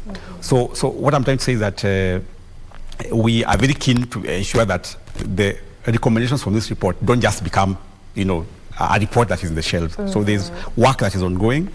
The next 2 weeks, we're actually having a media launch, more or less now, to start popularizing this summit so that Kenyans all over the country can become aware that there is this platform for us to collectively engage and come up with some very deliberate action points from this task force. Okay, I hear you. Yes. I hear you. Yes. Now, let's stick on that NHIF bit just for a short while, because anytime you talk about chronic diseases, cancer being one of them, the question of NHIF never misses. Right now, we have proposals, particularly also from the president, to increase on this kitty, NHIF as well as NSSF. Yes. And this is just, again, for the purpose of assisting Kenyans in one way or the other. But just as you rightfully put, of course, it does not cover all through. For instance, I understand that even in private hospitals whereby it's about 600,000 a year. So then what happens after that? Good number of these cancers don't end just within a year. So I want you to speak to the issue of increasing on this contribution vis-a-vis how it's currently working. Well, definitely from the engagements we've had with the NHIF, some of the challenges that they face is the whole essence of inadequate financing. So like they feel that because of the many diseases that they have to cover, they cannot probably cover everything for all the diseases. And I think one of the biggest shortfalls, one of the biggest challenges is a concept they call adverse selection. What that means is that most Kenyans will enroll for NHIF when they fall sick. And as soon as we utilize the NHIF and access their treatment, then they fall back in terms of contribution. That goes against the whole concept of insurance, because insurance is the healthy take care of the sick. So you are making your contribution, and not necessarily because you'll use it, but because your contribution will cushion someone else. Yes. And so for me, I would look at I would not just focus on the increasing contribution, but I would even look at it more of the bigger concept is let us increase the net of contributors. So when we increase the net of contributors, not putting the burden on one person to increase the contribution, but let's expand our pool. Yes, the pool of contributors. And that is important because we can then, when we increase the pool from which the funds are coming through, then we are able now to expand the services. Currently, for instance, most screening services are not catered for under NHIF. So we want, as we bring in more into the pool, then we can expand the scope of services. Now, so I see why people don't go for screening as well. You'd imagine. Yes, but then you see the other thing that you asked me, how do I see this helping us? Yes. Some of the shortcomings that we have seen with NHIF is that they have sort of previously they have had a blanket package. So we say that chemotherapy is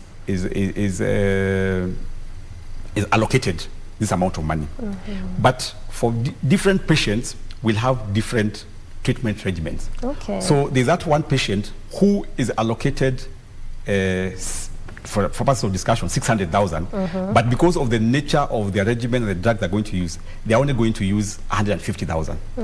So, but you see now that 600,000 was allocated to them. So it has been, if you have to say, it has been denied another person who may have used this balance of 450 to add to their 600 and end up completing their treatment. So the discussion we're having with them is, can we refocus the packages to be more focused on the treatment regimen that a patient requires, rather than just have a blanket, package that says, if you require chemotherapy, X amount of money. If you require radiotherapy, X amount of money. So those are the kind of discussions that we're having with them, so that ultimately the package ensures that the patient is taken to complete to the completion of their journey in terms of treatment. So then you don't undo whatever Yes, you've already yes, done. yes. Again, let's just stick on that NHIF bit just for a moment. And this is because there's that proposal to reduce on payouts still before Parliament. And the biggest question, and I'm so sure particularly for cancer patients, this is one of those biggest concerns. Yeah.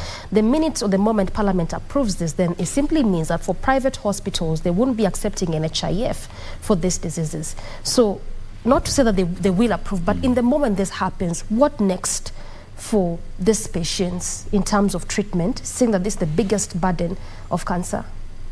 Well, we are trying to think through a number of options. And even what you're doing as an organization. Yes. Yeah. And even arising from some of these task force recommendations, we feel that one way of addressing this is ensuring that we strengthen services, particularly in the public sector. And not just treatment services, but ensure that all the way from screening to diagnosis and then to treatment. So it would be unfortunate that the payouts would be reduced, because that then would sort of reduce the incentives for because we must appreciate that both the public and private sector have a role in terms of providing health. They work hand in hand. So in the case of that eventuality, then because we exist because people pay taxes, we are a government agency. So now the next best option for us is to make sure that at least we have similar capacities within the public sector, so that part of those, a good proportion of those clients who miss out on the private sector can access the same facilities at the public sector. And by the way, we have started seeing more like shifts. revamping the public sector. Yes. And a good example is Kenyatta University Teaching and Referral Hospital. Yes. There's a lot of shift in terms of access to cancer, specialized cancer treatment. People now shifting from the private sector to a facility that is within the public sector, just because this facility is well structured in terms of equipment, in terms of the workforce, in terms of the services that are being provided there. So we're using that example of KU Teaching and Referral Hospital. If the same is replicated in most of the other hospitals, then definitely that will go a long way in terms of addressing the shortcomings that would come from limited service availability at the private and also sector. in the eventuality that this happens, at least it's a win-win and a balance at the end of the day. Also, talk to me about what you're doing as an organization in the aspect of socio-economic burden. Oftentimes when you touch on the issue of cancer, the burden is always again borne by the caregivers, the palliative care, so to speak. So what are you doing as NCI just to sort of like bridge that burden? Yes, we are actually alive to that fact that cancer is not just about the medical treatment. There are others. There are the socio-economic. It's a holistic, package. So we have picked up the element of what you call survivorship care. So when you have these people going through treatment and now they have survived through cancer and now they are being reintegrated in society, how can we, what can we do to help them in that journey? So currently what we are doing is that we are working with stakeholders to think through, to develop networks, because of course we must look at this holistically, because there are other initiatives happening in the bigger government, issues of small and micro, SMEs, and cooperative societies, and more or less the other sectors in government are trying to support groupings of Kenyans. So we are using that kind of approach to have networks of persons who have gone through cancer treatment, so that when they come together, when they collate and they form groups, then it's easy for them to lobby and leverage on some of the existing opportunities. Well, the new administration now has come in with the upcoming Hustlers Fund. So you see, we are thinking, how then can we also link some of these survivor networks to benefit from this funding that is coming to persons who have formed these small enterprises. So really that what we are trying to trigger formation of networks of patients and cancer survivors, so that now they are well formed by the time now some of these opportunities are coming through. So it's all about working with various stakeholders to make that happen. Okay, and very quickly, what is the survival rate? Well, now that is a difficult question. Why I would say it's a difficult question is we have more than 200 types of cancers. So you'd have to talk about each. What is the survival rate for each of those 200? Oh, so it's not cut across. Yes, and so really what we talk about more is we use terminology like disease-free survival. So after you go through your treatment, how many, like if you start with 100 patients who are going through treatment, what percent of that is alive 5 years later, 10 years later, and so forth? So we, as a country, I think we still don't have very solid data to show us those kinds of,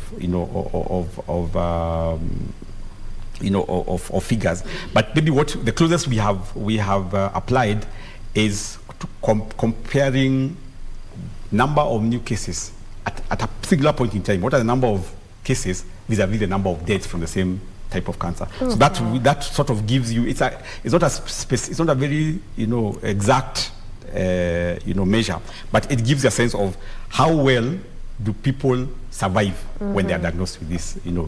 So I would say when you look at some of the cancers, particularly breast cancer is among the more the better ones in terms of survival.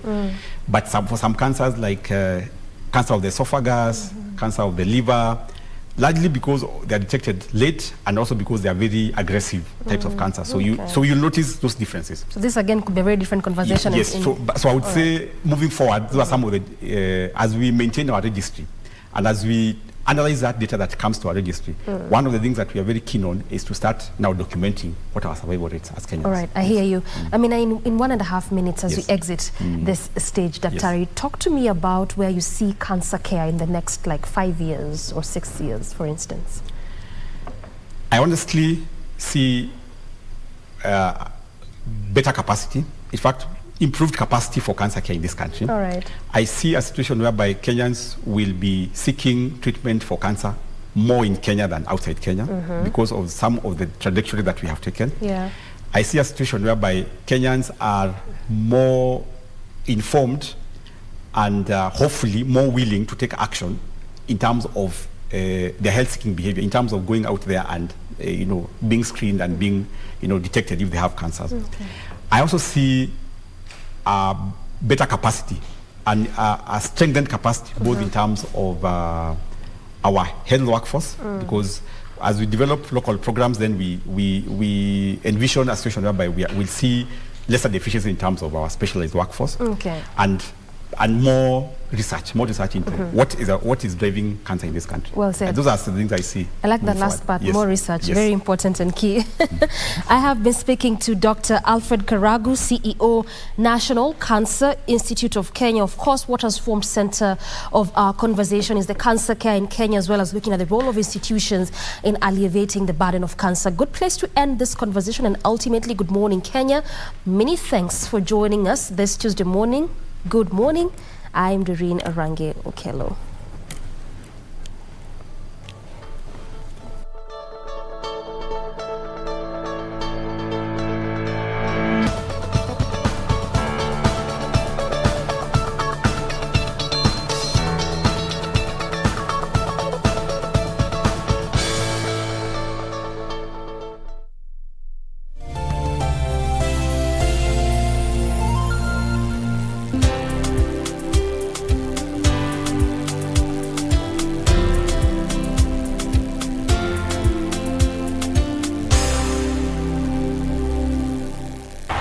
The legends and familiar chants will grace KBC once again. Don't miss the FIFA World Cup Qatar 2022, where 28 exclusive matches will air on KBC Channel 1 and 64 matches will